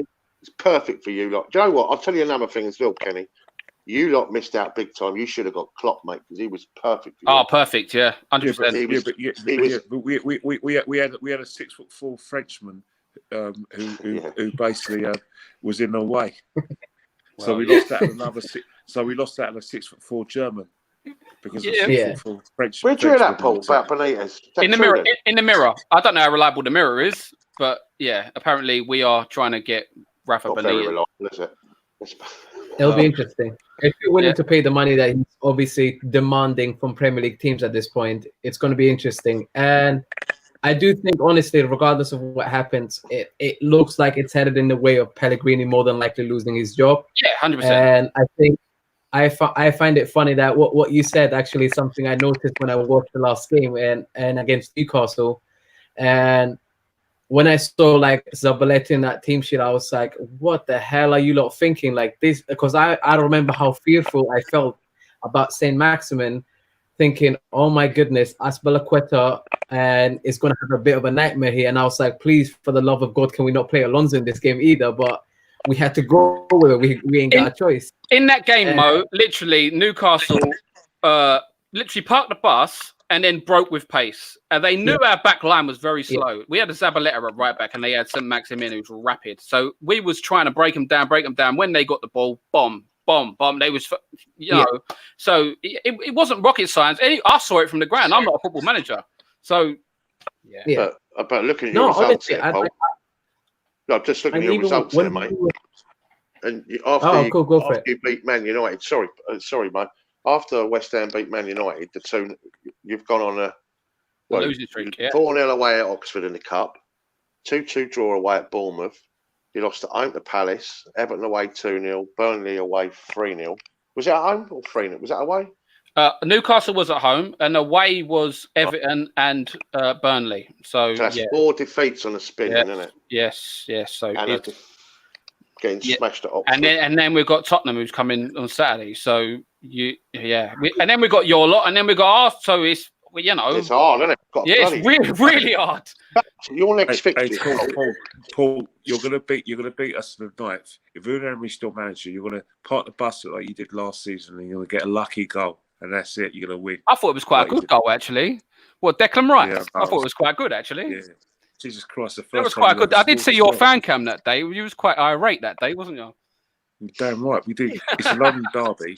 Oh yeah, I said some nice things about. You did say you did the party poopers. You called us, yeah. That's exactly what you are. You are the party poopers. We are, yeah. You raise your game against Man United, Chelsea, Arsenal, and Spurs, and Liverpool, and then you go and lose silly games to teams like Newcastle. That's West Ham history since I've been born, to be honest. Well, you'll be right then, mate. Pellegrino will still be in a job because your next 4 games, look, it's Spurs, Chelsea, Wolves, and Arsenal. Fucking hell. Wow. Forget about mate. He's gone by Christmas then, isn't he? Let's be honest. No, because you do better against better players. Anglia, you know, Unai Emery's games over Christmas are Bournemouth, Everton, Bournemouth, Chelsea, and Man United. So wish us luck, eh? Yeah, Big Sam. Big Sam will be coming, mate. So you don't fancy getting top 4 then, Ken? Is that what you're saying? Well, as long as this manager's here, no, because the simple reason is that he's got a momentum of poor results and poor performances, and you know, like I said, you can't get yourself. The trouble is with the Premiership, games come thick and fast, and you know, like I said, you could be by the end of November, you could be 6th, and by the end of December, you could be 14th. Do you not think he'll then turn to putting all his eggs in the Europa League basket then? Well, he did that last season, and he nearly got away with it. Yeah, he did. Yeah. The trouble is that the tide is getting stronger now. You know, the board know that if the Arsenal fans ain't satisfied with the manager, they'll stay away, and that's what scares them. Yeah. And you know, they've given them. I hope that they've given Unai Emery the dreaded vote of confidence. It's just sad, and it hurts me to say this because I was a big fan of Unai Emery. I still like Unai Emery as a person. I still think he's a very good coach, but unfortunately, we're in a results business, and results can't carry on like this. And so, you can't sack 23 players. You've got to sack the manager. It's football, isn't it? It's football, peeps. Right, sorry, Ken. If you could choose a manager right now to replace him, realistically, who would you want? Rafa. Well, there's only 2 realistic managers out there. Although if we can give Rafa Benitez £30 million a year. Do you like his football? Because I'm not a big fan of his football. His football's not the greatest. The trouble is he's a fantastic manager, and you've got to look at his job he did at Newcastle. The job he did at Newcastle was fantastic. With the resources he had to keep them comfortably in the Premier League, and to the extent that when they did play matches, they were competitive in all those games. He's done a fantastic job. Can you imagine what he would do when he has better resources and better players? Yeah, fair. He'll do well. You're talking about Rafa? Yeah, Rafa Benitez. Or we could wait for Simeone. He wasn't a popular person at our place, as we know. But I'll tell you what, because of his Liverpool connections, but he still won you a trophy. Well, yeah, but they all do, Kenny. Yeah, but I know they all do. But at the end of the day, Di Matteo was one of the biggest chameleons of football. How you won the FA Cup and Champions League with his crack coach, I'll never know. Oh yeah, by the way, you part the bus. That's how you won a Champions League. Well, with Jose, was it? Let's have it right. But let's talk to Chelsea then, because we've you know, I'll start off with Mo. Obviously, we're buzzing it. We mate. Things are good. You know, we're absolutely loving it. Every single game's an absolute joy, isn't it? Just the football's exhilarating. The crowd. I'll tell you what, you'll notice it. What happened in the first game of the season at Old Trafford, though, guys? It's amazing, isn't it? How we're concentrating on things like that, isn't it? I mean, you know, why are we going to such low depths of? We were just learning the system. Frank was. And by the way, that wasn't a 4-0 defeat there, Kenny. But you're not going to get me to bite on that one, Ken. Do you know what I mean? I'm I just know. enjoying the moment, mate. We're going with the flow, innit? We're going with the punches, aren't we, Mo? We're loving it. Oh, absolutely. Absolutely. I think this has been a season that, I'll be honest, I was anticipating to be probably a season where I bite my tongue quite a lot and don't have high expectations. And it was going to be all about being patient. And it's now almost December, and you can forget about all of that stuff because we're a bit on a flow right now. And I think it's great to watch just the team, but to be around the atmosphere that we have at the club at the moment, amongst the fans, the football we're playing, amongst us, and it's like one of those stories that somebody like has written, and you're just like, surely this can only have a better ending. Like it can still only go in a good on chapters of like really, really good storytelling here. And it feels like it. I'll be very honest. I can't see what would go wrong because the amount of limitations that Paul mentioned early on that we had to kind of start the season with, I was very nervous. I was very nervous about where things could go. And I was like, hopefully this is going to be a season where we learn quite a lot and we endure quite a lot. But long-term wise, we benefit from it by being able to have these players experience these types of moments. And in fact, they've come into it and it's like they're flying with it. Now, I know Kenny just mentioned the whole 4-0 defeat. I was there at that game. And it's honestly one of those games where when the game finished, it's not many times that I think you still get a standing ovation and still get all the fans in unison doing what we did. And generally speaking, I think that only happened because we could see what we were trying to do. That game, honestly, did not feel. You hit the in all fairness, you hit the post earlier on, and you had chances to actually go ahead, and you could have got an equaliser. And then you can't just capitulate because your naiveness in terms of in the midfield cost you that game. But it wasn't the Super Cup, mate. We had the ball in the back of it 4 times against Liverpool, didn't we, in the final? Yeah. So, which we're going to talk about in a minute. But it lets you know though, because I think when we lost that game, I came out of that game thinking, actually, if this is what we're trying to do, at some point it's going to click. With the injuries that we had, and with how early in the season that was, with the fact that it was an away game, which I think sometimes people underestimate. Away games are not easy, although we're making them look easy at the moment because our away form is looking amazing compared to our home form at the moment. 5 against Wolves, Say again? 5 against Wolves, 3 against Norwich, 4 against Southampton, wasn't it? 4, Yeah, scoring for fun. It just shows you so much, isn't it? And I think sorry to butt in. I just hope when you are allowed to buy players, you don't stunt the careers of the players you've got in your first 11 now. You know, your young players that you brought through. Yeah, I hope you don't just saturate the market and bring in superstars. Because I think we won't do that. I've been very, very impressed with your squad. It's brilliant. Yeah, but I think one of the biggest most valuable lessons. Yeah, sorry. And for me, young players though, is that you got to realise, right? Is that they got? I said earlier in the piece that you've got a lot of. I think Lampard is getting praise. Obviously, he's got credit in the banks of what he did as a player. He's a Chelsea legend, and I still see Lampard as West Ham because of his dad and the heritage. Like the Romford, East Ham thing. But hey ho, West Ham fans give him a bird. But in terms of like Lampard, people will give him a lot of praise. But the fact of the matter is that he didn't. It's not as if he went there and changed things. He had title winners. He had Azpilicueta, leader. He had one of the best goalkeepers in Europe, and Arisa Balaga. He's got Alonso. He's got Alonso, even though you guys don't rate him. He's won a title. He's got one of the best midfielders in the world in Kante. He's got Jorginho, who basically is a sat-nav of your football team. So that's experience. He's also got William, who's won things with things in Europe and things with Chelsea, the Brazilian international. So he had experience. And let's not forget that Mason Mount had a full season in Derby's first team, so did Tamori. So really and truly, he didn't really have. Really and truly, he had players who were ready for that first team. The only player he's missing out is Mason Mount. Abraham, we talked about before. I've got to disagree with that. Yeah, I've got to agree with that in a way. I think Carry on. You say that, but these are guys that are ready for first team football.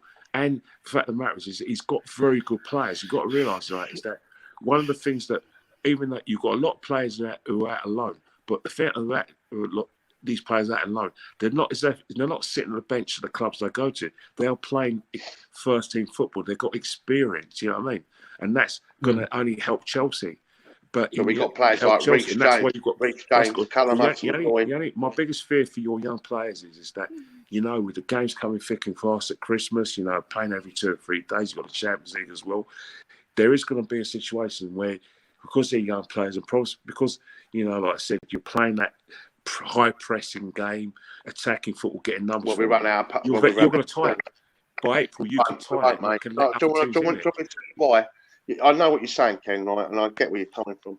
I'll tell you why we won't, mate, right? Because we've got 2 players for every position. We are pretty blessed. Trust me. Yeah, you do have.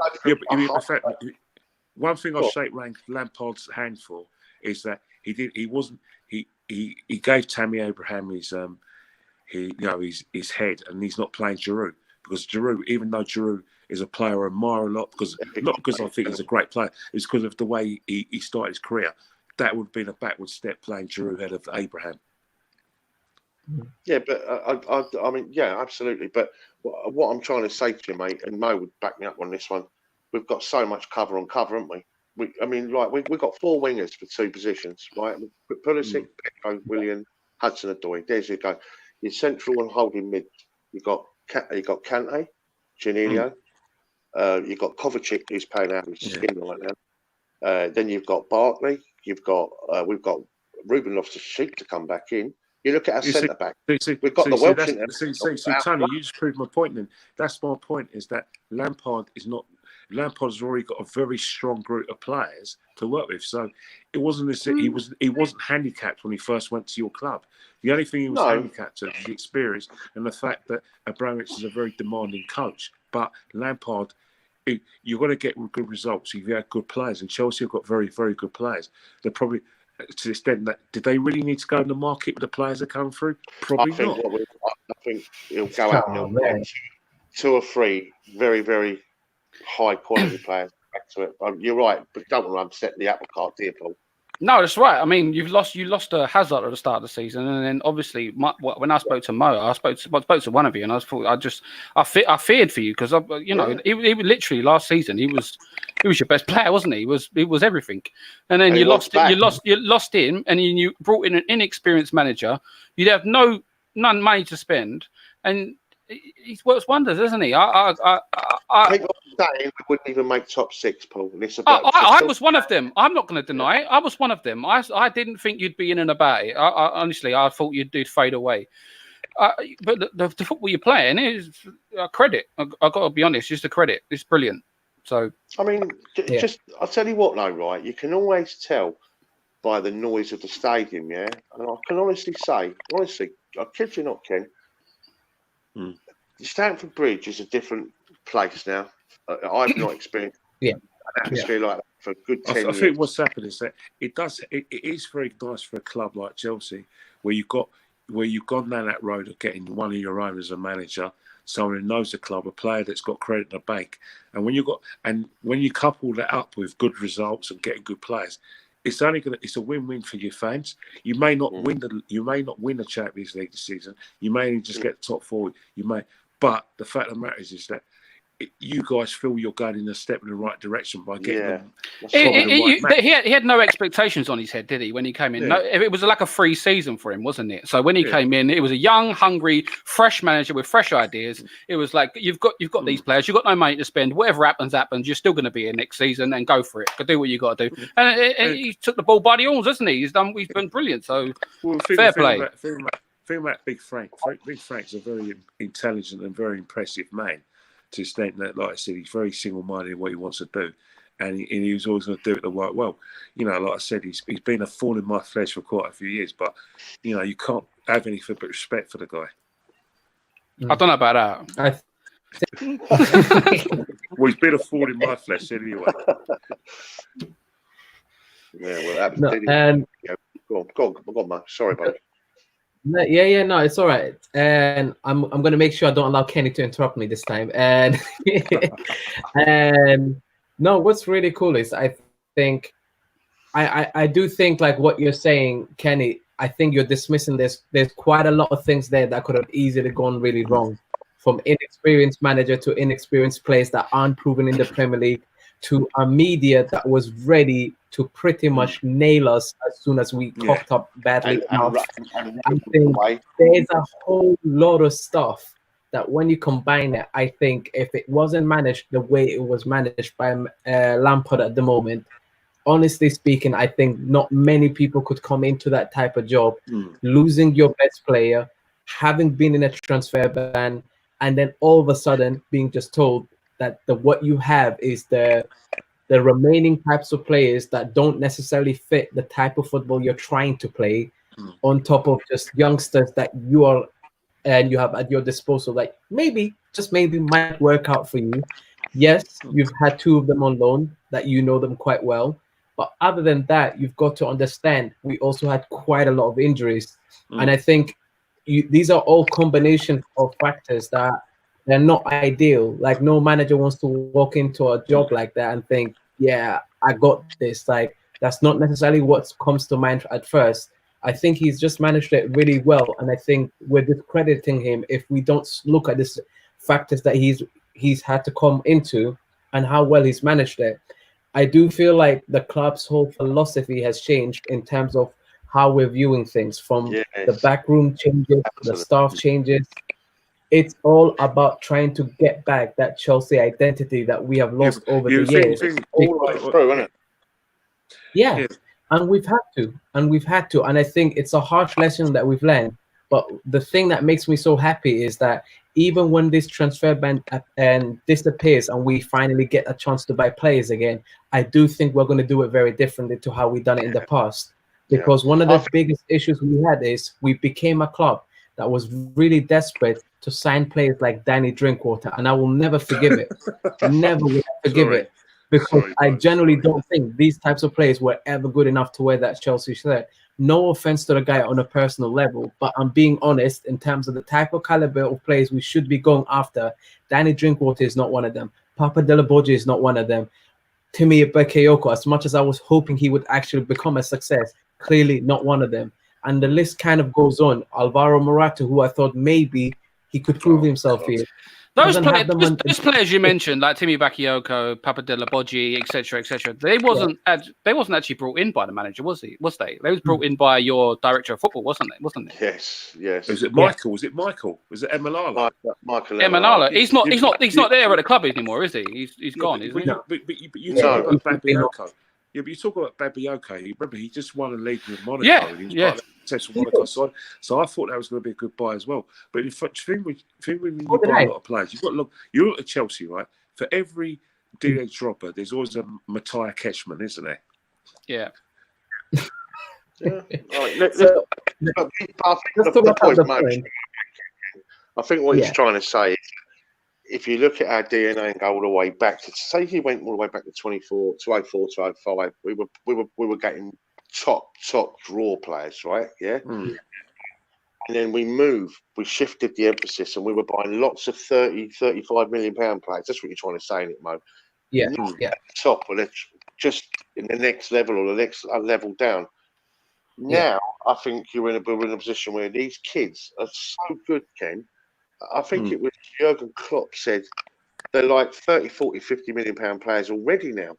Yeah, definitely. So now he's got 200, 250 million pounds. We've sold a lot of players, Ken, and we've still got this batch of players, right? So now I think what you're trying to say is there's a lot of talk about Ben Chilwell, a lot of talk about Jadon Sancho. That's what you're trying to talk about. Like, if you get Ben Chilwell and Sancho, oh my God. Kenny, then you'll be saying, come on, Chelsea in the Euros, because we're at 9 of the England team. 9. Oh, God. The thing is, I can actually, the trouble is that I'm very happy with Kieran Tierney, because I know when he's injury-free, he's going to be just as good. But in terms of like Ben Chilwell, bloody hell, can you imagine him? He'll be Well, he'd be an upgrade for what's it, Emerson. Well, I don't want to scare you, Lobster. Kenny. Ben Chilwell got the man of the match for England, didn't he? In the 7-0 game, yeah. Yeah. And on Instagram, right, he put a picture out, and Lampard put a like, didn't he, and all that one. And there's a lot of talk with right now. Yeah, but Ben Chilwell was in at Chelsea fans as a kid, Milton Keynes boy, isn't he? Yeah, but it's a left back, Kenny. So we've got Rich James that side, England, and we've got Ben Chilwell that side, England. Tomorrow, we've already got Kepa. Then we've got the choice of 4 centre backs, and then honestly, mate, and then if we've got Jadon Sancho, Callum Hudson-Odoi, Christian Pulisic, he's only 20, by the way. Callum Hudson-Odoi's only just turned 18. Is it 18 or 19? Yeah, he's 19. He's 19 now. 19. Listen, I sound like I'm probably getting a bit large here, and I don't mean to, if I am, but I'm just trying the fact of the matter is that the reason why you think, and if you look at Man City as well, if you look at the best academies in the country are Man City's and Chelsea's, and what you guys have done, your owners have done, you're very clever, is that you didn't just put money into players, you put money behind the scenes. Like West Ham, they got a great academy. They used to have a great academy. Well, they used to. They used to. We rated it, didn't we? We gripped it a bit, didn't we? West Ham's was the best. It was the best. It was, yeah. And we copied your blueprint, Kenny. Was that? Chelsea copied the Arsenal blueprint. Arsenal were buying the best at one point. You were going around the world and buying little kids for 3 and 4 million. You know what I'm trying to say? Look, really youngsters and all that. And that's what we started to do, like, and we put them out all on loan and all that, and we're kind of reaping the rewards now, big time. But it's what it is, like. You know what I mean? But that's the thing. That's how you guys get away from FFP, didn't you? By buying these players and sending out a loan, you're not going to break the football fair play financial constraints, and Man City are trying to do that as well. That's the only way around FFP. Yeah, they've got lots of ways of doing it. Man City, like, do you know what I mean? Anything you want to add there, Mo, about Chelsea? Oh, mate, I could go on, man. I'm seeing some of the comments on there talking about Tomori and everything. Let's do some quick score predictions then, right? Obviously, of the games coming up. But first of all, let's all give our reaction on Chelsea West Ham, Paul. Chelsea West Ham, your place. Yeah. No, not Chelsea. Scared. I think you'll beat us. I think you'll beat us comfortably at the moment. I've got no confidence at the moment. I think you'll win 3-0. Wow. Okay. We're actually better away from home, Paul. Yeah. At the moment, look what I'm watching. How can I defend it? So yeah. Okay. What do you think, Mo? Chelsea West Ham. I'm gonna say 4-1. Clean sheets are quite hard to come by, so I'm gonna say 4-1. Well, you're giving us a go, are you? Yeah, I'll give you guys a go, man. I'm gonna be honest. Yeah, true. Yeah. With zonal mark, mate. So you'll get one. Do you know what I mean? What about you? What about you, Ken? What do you reckon? I'm afraid I'm gonna have to go with Paul. You're playing a very good brand of football. I'm enjoying watching, and you're just full of goals. And I just think West Ham is just full of confidence. But so, I think it's going to be Chelsea 2, West Ham 0. I think West Ham will be competitive. They're going to play their hearts out. But West Ham have got to score the first goal for the give them any chance of getting anything out of that game. It's no good them playing out their hearts and not. And in the 70th minute, they can see the goal and then they can see another one afterwards. The West Ham have got to go with a mindset of trying to not just by parking the bus, but going there and trying to attack Chelsea. It's Pellegrini though, Ken. He will do that. Pellegrini, for one thing, he's never been a park the bus manager. He's always had a go. Yeah, definitely. But the thing is, you've got some good players. You've got good attacking players, and I still think you've got the game plan to get there. But the trouble with Chelsea is that if they score the first goal, it could be an avalanche. Yeah, it could be. Yeah, you're right. Teams tend to sit really deep at Stamford Bridge, don't they, Murray? That's the problem, isn't it? that's why away from home teams come on to us a bit more, and it's one of them ones. But I'm going to go 3-1 Chelsea. So it's obviously all four of us there. Let's then go to the next one then. Arsenal, West Ham. What do you think, Ken? The way Arsenal are playing right now, and the way West Ham are out of form, if Unai Emery is still our manager, I can't see us breaking West Ham down, and I can't see a situation where we're going to keep a clean sheet. This is a very good time for West Ham to play Arsenal, and I generally believe that it's either going to be 0-0 or 1-0 to West Ham. I really genuinely believe that West Ham are going to be galvanised and they're going to have a point to prove. I think it'll be West Ham's easiest game out there running because I believe they've got Wolves and Spurs and they've got and Chelsea. Yeah, so basically the Arsenal game is a game where I think West Ham will feel they can get something from it. I have no confidence anymore in how we play. Obviously, I'm going to say the right things before the game and say, come on, Arsenal, we're going to do this and that, but it's not right at the moment. So what are we going for then? We're going for defeat then? I'm going for a 1-0 defeat because I can't see us breaking West Ham down if they defend like if they press us all over the pitch and get bodies forward for Anderson and get bodies for Anderson, then we're going to get battered. We're definitely going to get battered. And if Rice and Noble dominate the midfield like they did last season, then it's going to be hard for us. Bloody hell. Okay. Paul? I'll go with a 1-1. I'm not that... I don't know where he's getting his West Ham confidence from because I've been watching absolute rubbish for the past few weeks. So, but yeah, I've been watching. You've given yourself a draw. Yeah, well, because they're crap and all, aren't they? So yeah, we'll play out. We'll play out a 1-1. Okay. Mo? I like seeing Arsenal lose. That's kind of what I want. So I'm gonna go with a 1-0 victory for West Ham on this one. Go on, Mo. Okay. I'm going to go, but I think Arsenal's going to shade it 2-1. That's what I think. Ooh, okay. There you go. Okay, just the last one then. Arsenal versus Chelsea. And you've got a pretty decent record at the Emirates recently against us, haven't you? Right. All right. So, I think that if Unai Emery's no longer the manager, then I think Chelsea are going to play into our hands. Because they are going to come to win the game. They are going to try and press us from the front. So you're going to struggle.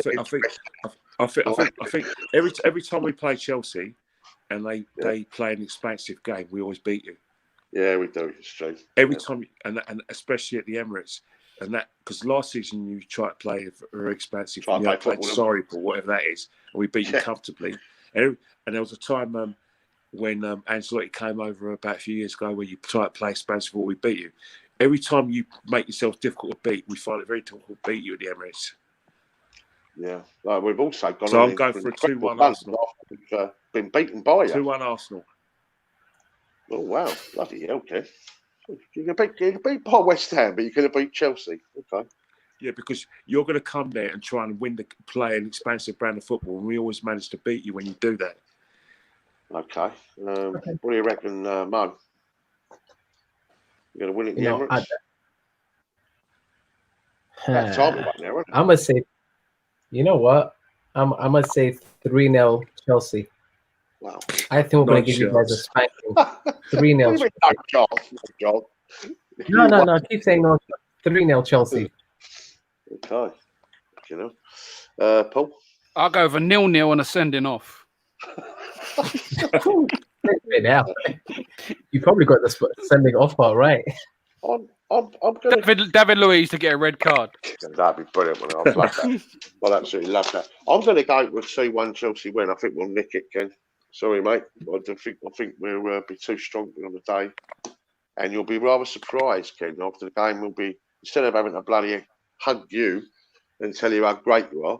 I'll be a rare victory. So it's not been too many victories for us. I said we used to fucking smash you, but recently, you had a blueprint. You used to play us. What you used to do is you stop our fullbacks, press us from the front, and that is a guaranteed way of beating us at the Emirates. However, when you go away from that and try to play football, we beat you. Yeah, it's true. All the time.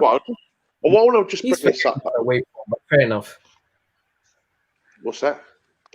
He's forgetting our away form here, but fair enough. Carry No, on. your waveform is fantastic, but there's a loop. You what's happens? You always had a blueprint when you played us home, especially Yeah, we used to home roll and you. away. We used to bully you.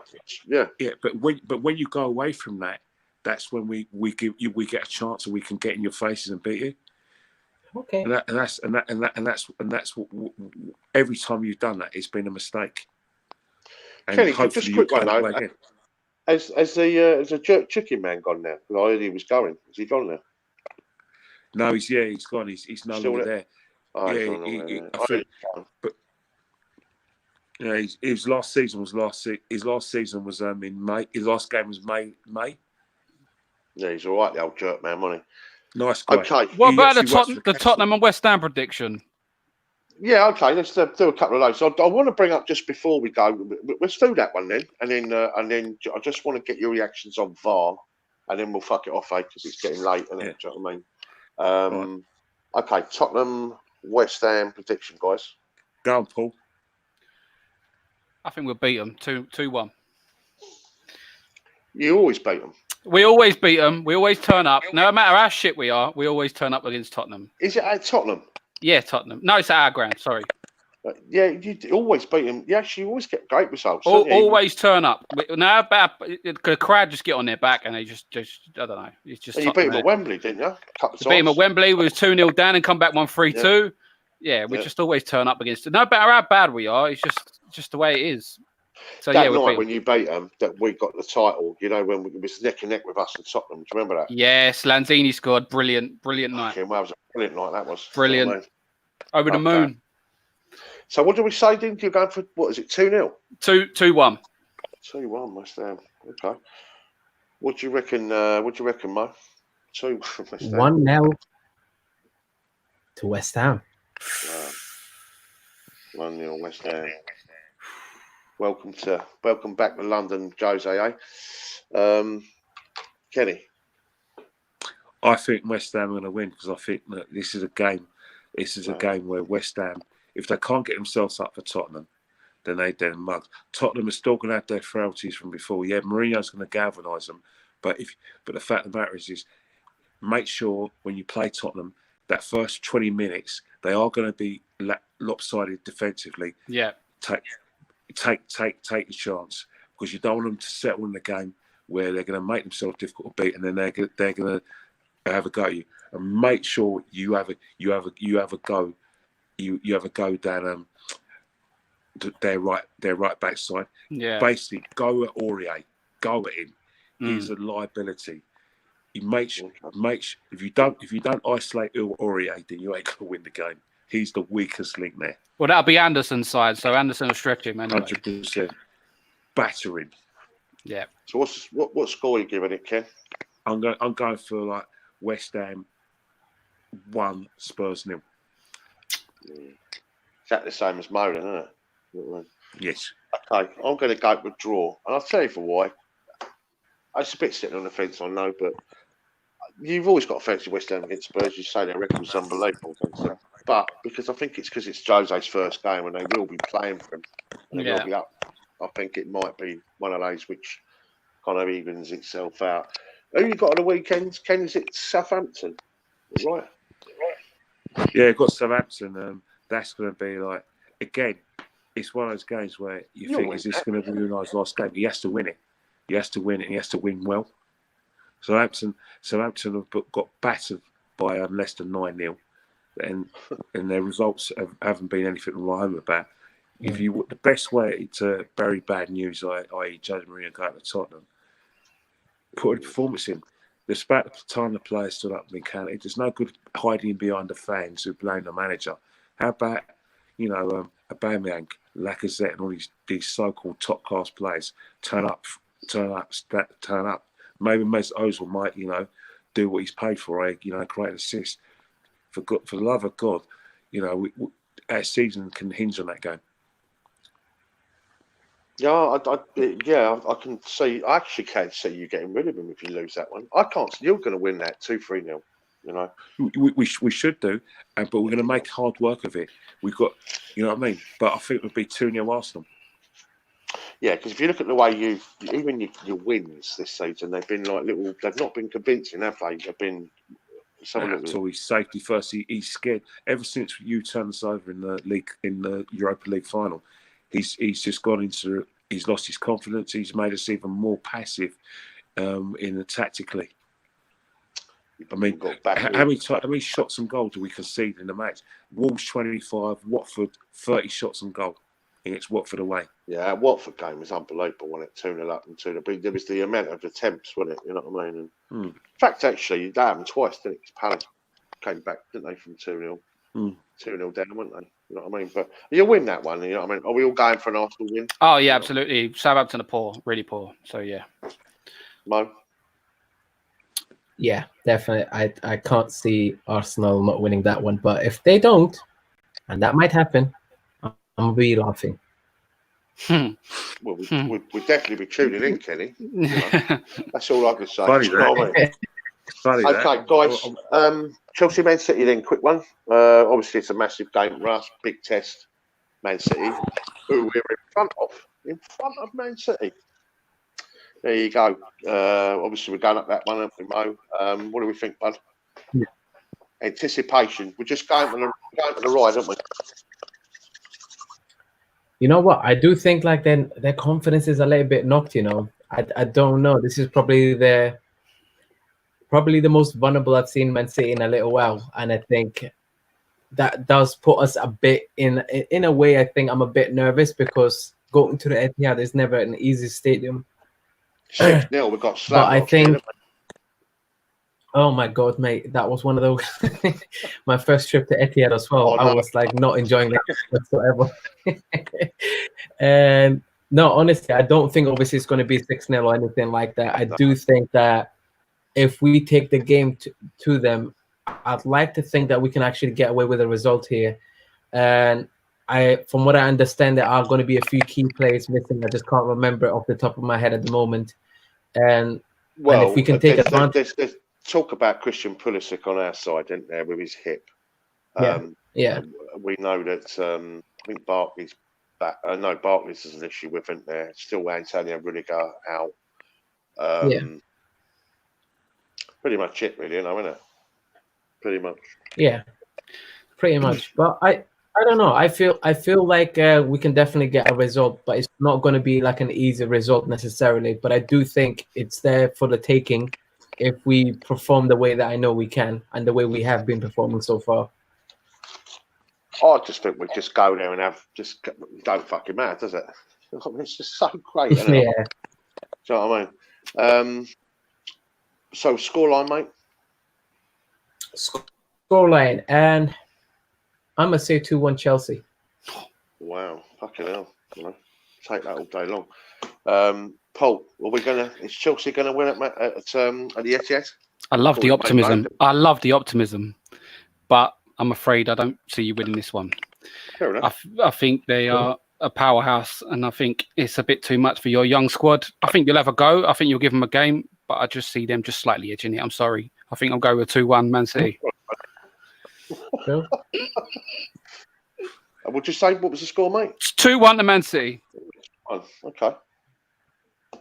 Ken? Man City got too many good players in attacking positions. You know, De Bruyne is going to be up for it. Sterling's playing probably his best football, you know, for years.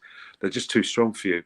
And I think it's one of those games where, you know, where you are going to have a go. But I think Man City's experience, just like Liverpool's experience when they played you at the Stamford Bridge, will stand them in good stead. And I think they'll beat you 3-1. But it'll be a good game to watch. Can I tell you about that? And I don't want to make excuses about them, the two games against the two big clubs, right? I'm talking about Man United twice, Liverpool twice. The first one, we all agreed that, the game at Old Trafford, we were good. And it was just one of those fucking games where they hit us on the break at the wrong time. Listen, we got beat, right? In the Cup, we went with a weak side. They came strong. Ollie came to us in the Cup and he was definitely targeting the Carabao Cup. Frank wasn't. He said, no, the game next is more important. And Ajax was on the horizon 3 days later. So we had And United went to Bournemouth and got beat. We went to Watford, got a victory, and actually went 10 clear of United that day. The point I'm trying to make is the 2 games against Liverpool, fuck me, it was penalties against them in the Super Cup. And the game at Stamford Bridge, it was that first 20 minutes where we were scared of them, weren't they? They were incredible the first 15, 20 minutes, weren't they, Liverpool? But after that, we were... This confidence is everything, yeah? But Man City, when they attack you, and they thing with Man City is unlike Liverpool, is that Man City can create an attack from any part of the pitch. They can start an attack from their goalkeeper. They can start an attack from the halfway line. And the thing is that when they attack, they're a machine. I'm not sure your defense and your team can cope for that. You're going to try and press them over the pitch, but what they're going to do is once they get past your press, they're going to be very dangerous. Okay, so what's the scoreline, buddy? 3-1. 3-1. Okay. Right. Okay. Right. Ever the optimist and all that. I think we get a draw there. Sitting on the fence. I do. I really do. And I think it'd be high scoring. I think it'd be 2-2, 3-3, one of them ones. I think we'll go and we'll have it with them. We will. We'll have it. I think Man City. I think Mo's right. I think Man City we're going to catch them. Listen, they're squeaky bum time with them as well. They can't afford to drop any more. Liverpool league. Liverpool's to lose now, isn't it? And yeah, it's true. Yeah. You know, they won't want to play us right now. I think I'll go with 2-2 on that one.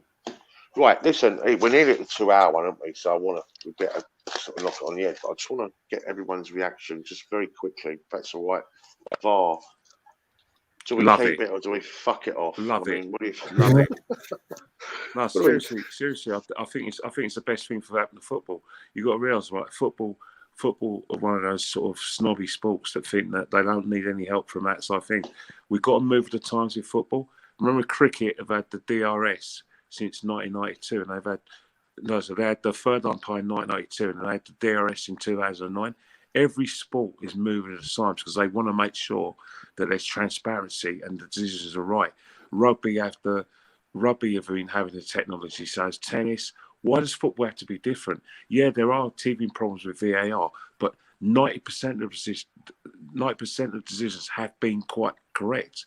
You look at the Spurs Man City game in the Champions League. Even though we all hate Spurs, it was correct. It was in an offside position. When they played Man City in the last minute, when Man City thought they got the winner, it was a handball. These decisions are invariably correct. What we don't like is the fact that the referee's not going to check the monitor. However, Ken, you brought up the Man City Tottenham game. However, they put the ball in the back of the net, Tottenham, with their arm. I can't remember who it was, Llorente. Why was that not flagged up on VAR? Yeah, but that's the thing. There wasn't that rule change. The rule change has only come in this season around Europe, where if there's a handball in the build up to the goal, then you have to chalk it off. But that wasn't available last season. But in terms of like a lot of decisions, you look back on it, have the decisions been really that bad? There's been loads of bad decisions, Ken. I've got to tell you, my argument would be the complete opposite of yours, complete opposite, because I think it's shit. I really do. But I'll tell you. But you're a traditionalist, but you got to realise you can't turn the clock back. It's here to stay. Well, I think you can, Ken, because I think cricket is a game where there's natural pauses. I think football, there is no natural pauses. It's a game built on emotion and speed, and it's going to get to the point where. But do you want a situation? Do you want the right decisions being made? Do you still want referees making mistakes? Right. But they're not right. Right, name a decision where you think VAR has got it wrong. I can't actually. Well, that Liverpool Man City game, there was a fucking issue there, wasn't there? Straight away, if I remember rightly. The Man United one where he got tackled, Sheffield United against Tottenham, their first goal that was disallowed. They should have won that game. Sheffield United. I think the problem with VAR and where it's probably wrong is that, previously, the attacker got the benefit of the doubt. With VAR, that's not happening. You know what I mean? Yeah. The only issue I have with it is they don't show you on the screen like the replay. Yeah. That's my problem. They'll show us in the ground, like because we're just sitting there, sitting ducks, just waiting for the result, like, which I'm not a fan of. But overall, VAR. I mean, the game's moved on. I watch NFL; they do exactly the same thing, but they show you in the ground. So why not? Let's move on with the times and carry on. Football fans are very emotional, they're very volatile. You know what I mean? But we have VAR. I think the VAR. I think what they need to do, you need to, like in the World Cup, or it's very theatrical, but it would make fans believe in it more if the referee went to the screen and had a check and a touch on the screen's there. Why can't he go and check on it? I'm sure a lot of fans would be more happier with the decisions if the referee is the one making the final decision. Do you like it, Paul? I'm not too bothered about it, to be honest with you. Like I said, I'd love to see it on the screen, to see the replays and that. I mean, we haven't had too many against us and too many for us, but the first game of the season when we got slapped by Man City, they had like a few that got chalked off and then a couple that got put back on. And so, to be honest with you, we haven't had. Last week against Burnley, we conceded a goal. They took it off of them and they scored another 2. So don't bother me. They've just been battering us anyway, so it don't really matter. But Sheffield, Crystal Palace were the greatest recipients for the ones that had the most. Oh, against you guys, West Ham. Remember that game? Yeah, it did. Yeah, but I mean, look, it's the correct decision. It's the correct decision. I mean, like it says, it goes around, it comes around. You will get your ups on it and downs on it. So, don't you think though? Just to throw the argument out there, it has to be right all the time. For it to be, it does. They need to be consistent, like with it. Like I said, Man United against Liverpool the other week. I think Man United player fouled one of Liverpool players in the build-up to their goal, and that should have been chalked off because it was a foul on their player. So they need to be consistent. Where do you want to call it? There needs to be some sort of set rules, and they need to be told because there's some goals. Like I said, like last season, I know the handball thing that you just explained, it wasn't involved, but that goal that they scored was an handball. He put the ball in the net with his arm. So why wasn't that chalked off? So Lorenzo, Yeah. And how far do you want to go take the play back? Exactly. Do you want to rewind it as far as you want? So to suit your narrative. And if you're talking about a referee that has no control of the game, and i.e. his decision is not final, it's on the basis of someone in Stockley Park, whether it's going, hold on, you need to look at that again. Well, hold on, he's just waiting for a reaction. In that case, if we're going to keep rewinding it back and going back to fouls, etc., what's the point of having a referee on the pitch? Thank you. Yeah. And that's my point. And I think the game will eventually have robots running it, mate. But what about cricket though? Cricket still have umpires, don't they? In the game, Kenny, and that for me works because it's based on. All right. I know if you look at cricket, you think about all the LBWs before DRS, where it should have been LBW or it shouldn't have been LBW. It's more transparent now. Where umpires, I suppose on the flip side, do you remember the game we had against Barcelona? Sorry to interrupt. Do you remember the semi-final? And we had about 8 penalties disallowed. How many of those would have been given by VAR, I suppose? Well, we might have beat Germany in the World Cup when the Lampard scored that goal, remember? But that one nothing to do with VAR. That was to cross the line, wasn't it? Yeah, that's it. Yeah. I agree with that. I ain't got a problem with that. But I just think VAR with this... I don't know. It just has. All it has to do, time, guys. It's just that it just has to improve. Remember, we've only had it for the last. We've had it for just 12 weeks in our league. Yeah. It's only. You know what I mean? But, let's see how it is after the season. What do you think of it, Mo? Do you like it? And I think there's a part of it that I agree with Kenny. Like obviously, it's inevitable that technology is going to be used within the game. To improve different aspects. Boys. I've got to quickly go. My boys, just keep going. Yeah, no worries. And I think improving the game is definitely something that has to happen, and technology is always going to play a part in that. And football's been calling out for it. So, for whatever reason, Premier League took as long as it did to try and implement the system in place. I think what's really annoying about it and very frustrating is like what Paul said. And as fans in the ground, we don't really know what the hell's going on, how a decision is being made. And therefore, it's very frustrating because it's almost taken most that we're really feeling in the you could be sitting there for 5 minutes. You could be sitting there for 5 minutes. You don't know what's happening. It's just waiting for. But if you notice that we should kind of be used to it, 'cause, like 25 years ago, last 25 years we've had replays on the screen, but whenever there's a controversial incident, they don't show it. So exactly. I think maybe it's going football's an emotional game. Yes, football fans behave out of character when they're at football. You know what I mean? I don't know if you remember. You probably won't because it's one of our games. But I think Haller went into the box against Norwich and he weaved through a couple of defenders. He got literally brought down in front of me. I could see the penalty in front of my eyes. It was literally like 10 meters away, and the referee just blew it away. Why? But then that wasn't flagged up. Apparently, VA wasn't working that day, coincidentally. So, brilliant. Thanks a lot for that. Yeah, that's the issue.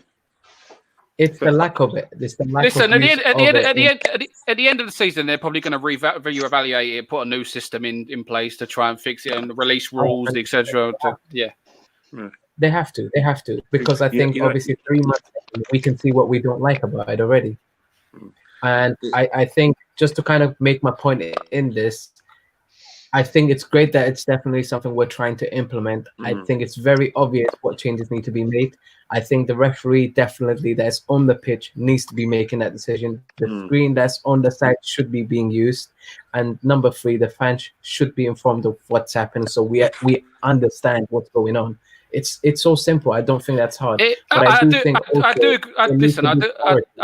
I do agree with Tony in such a way. It's slowing the game down. It's making it very Americanized and is making it like stop and start, which is how far you're going to end up taking this. You're going to end up taking it, stopping it for like what? Whose throw is it? Whose corner? Is it a corner or is it a goal kick? It's going to end up. It's going to end up a very. It doesn't need to be that ridiculous. Yeah. It doesn't, but how far are you going to take this? If it bounces off your player and goes out, and then they say it's a corner, and then they score that from that corner, then hold on, it shouldn't have been a corner; it should have been a goal kick anyway. So, you know what? Right, I've got to tell you something. When a goal goes in, yeah, and that goal right at the end or whatever. Do you know what I mean? That special moment. If you could bottle that feeling, how much it'd be worth, right? And I've got to tell you, that's right. Yeah. Was you there, Mo? The Ajax game, the 4-4. Yeah. Well, I remember. I was watching that. That was right. Yeah. Now, let me tell you something, now, boys. That atmosphere in that stadium when it went to 4-3 and 4-4 and 5-4, yeah. Then obviously it got taken away. It was unbelievable. It was like that was the best atmosphere I think for 2030. It was unbelievable. The place was rocking. But that moment was, you know amazing. What I mean? Yeah. And it's like that's what I think. It's just a killjoy for me. Well, I'm laughing right about that game is that because of VAR, right? In one phase of play, Ajax got 2 players sent off in one phase of play, and that was that VAR. That was just hilarious. Well, I like it, then. Yeah. Yeah, but it was what a cracking night! Like, I don't like it. I'd like to get rid of it. I ain't gonna lie to it. I'm a bit useless, but okay. I think we're done then, guys. Quick top 4 prediction, and I'll fall 4 of us, and then we'll say good night and all that one. Top 6, Mo, in no particular order. What, top 6? Yeah, 6, 5, 4, 3, 2, 1. And which teams I think are going to be within this type of okay, and I think the current top 4, I definitely think will be part of it. So your Leicester, your Liverpool, your Chelsea, and your Man City are definitely going to be in there. And oh man, it's hard because I'm not sure what the forms of the other teams are. There's a lack of consistency in it. Are you putting Spurs in there? Yeah, you have to. I'm gonna put them in there. I think if things go according to plan, definitely I can see Spurs in there, and I'm going to say Man United out. Yeah.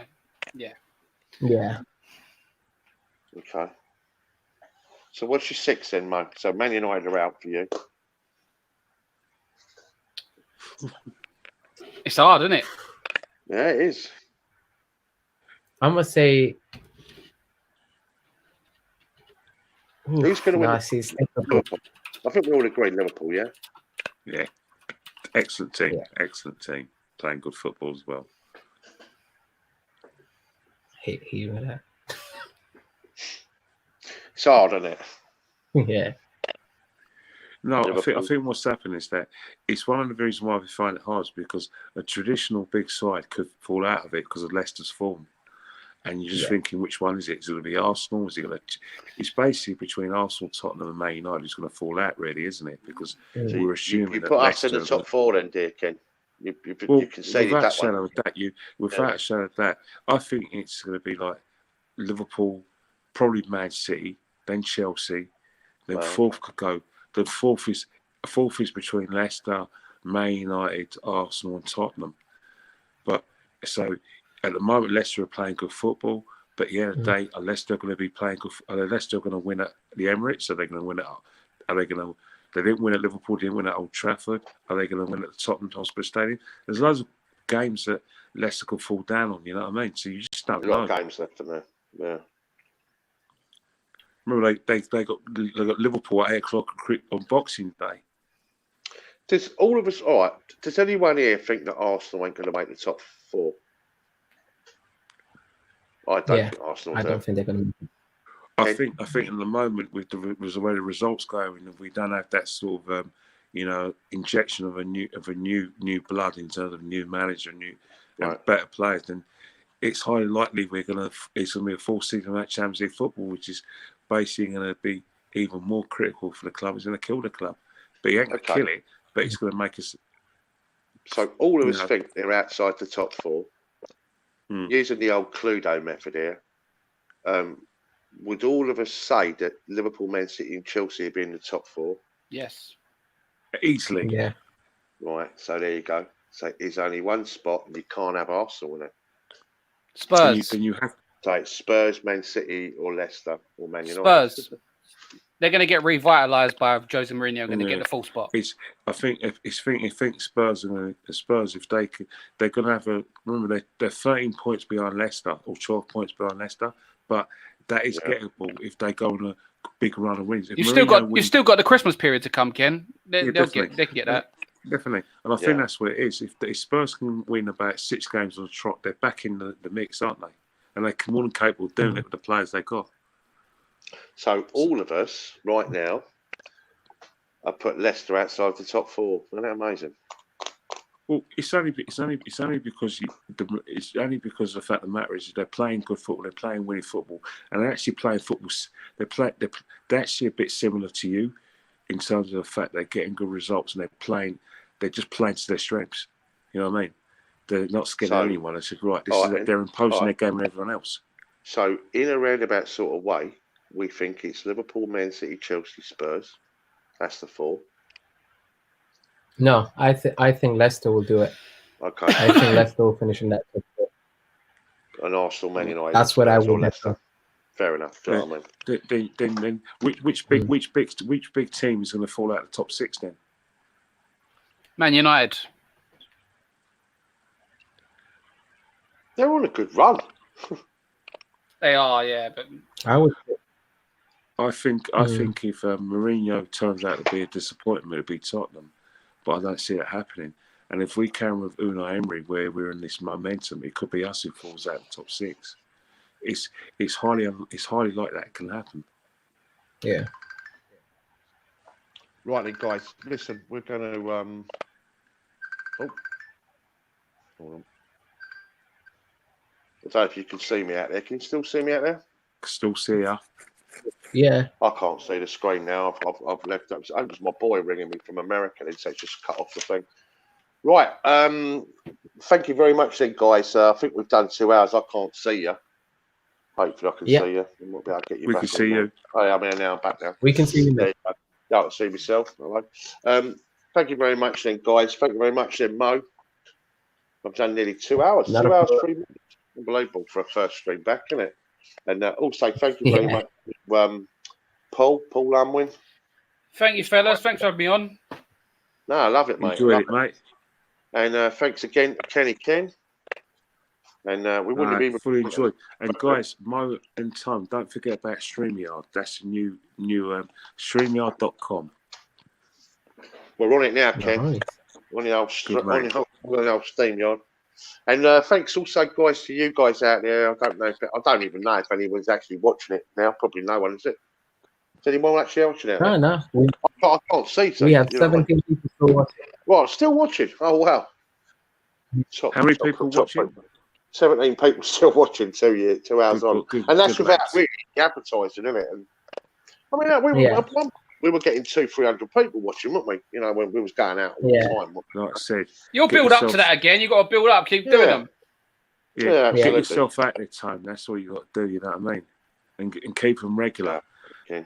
And like I said, and just think, man, you're only a bad result away from having a meltdown on there. So remember, meltdowns sell, don't they? Listen, mate, no meltdown. Tony never has a meltdown. He's forever the optimist, isn't he? Did you see his video after we signed David Luiz? It's a must watch. It was a mild meltdown, that one, I think. I just thought we were a bit stupid, but now I see the logic now, of course. You know what I mean? Yeah, of course. You're playing well now. All along. Anyway, guys, we got work tomorrow, and I'm hungry. Absolutely. Thanks for watching, guys out there, and let's just say share and like, and we're going to be doing this at least once a week, aren't we, Mo? Yeah. Boys on. That's the plan. Yeah. Just you want to come on? Good people out there, you know. I'd love to hear what you've got to say and all that. Do you know what I mean? But let's say thanks very much out there, guys, and as always, keep the flying eye. And Mo, hit the old off-ski button. I can't do it. Mo's lost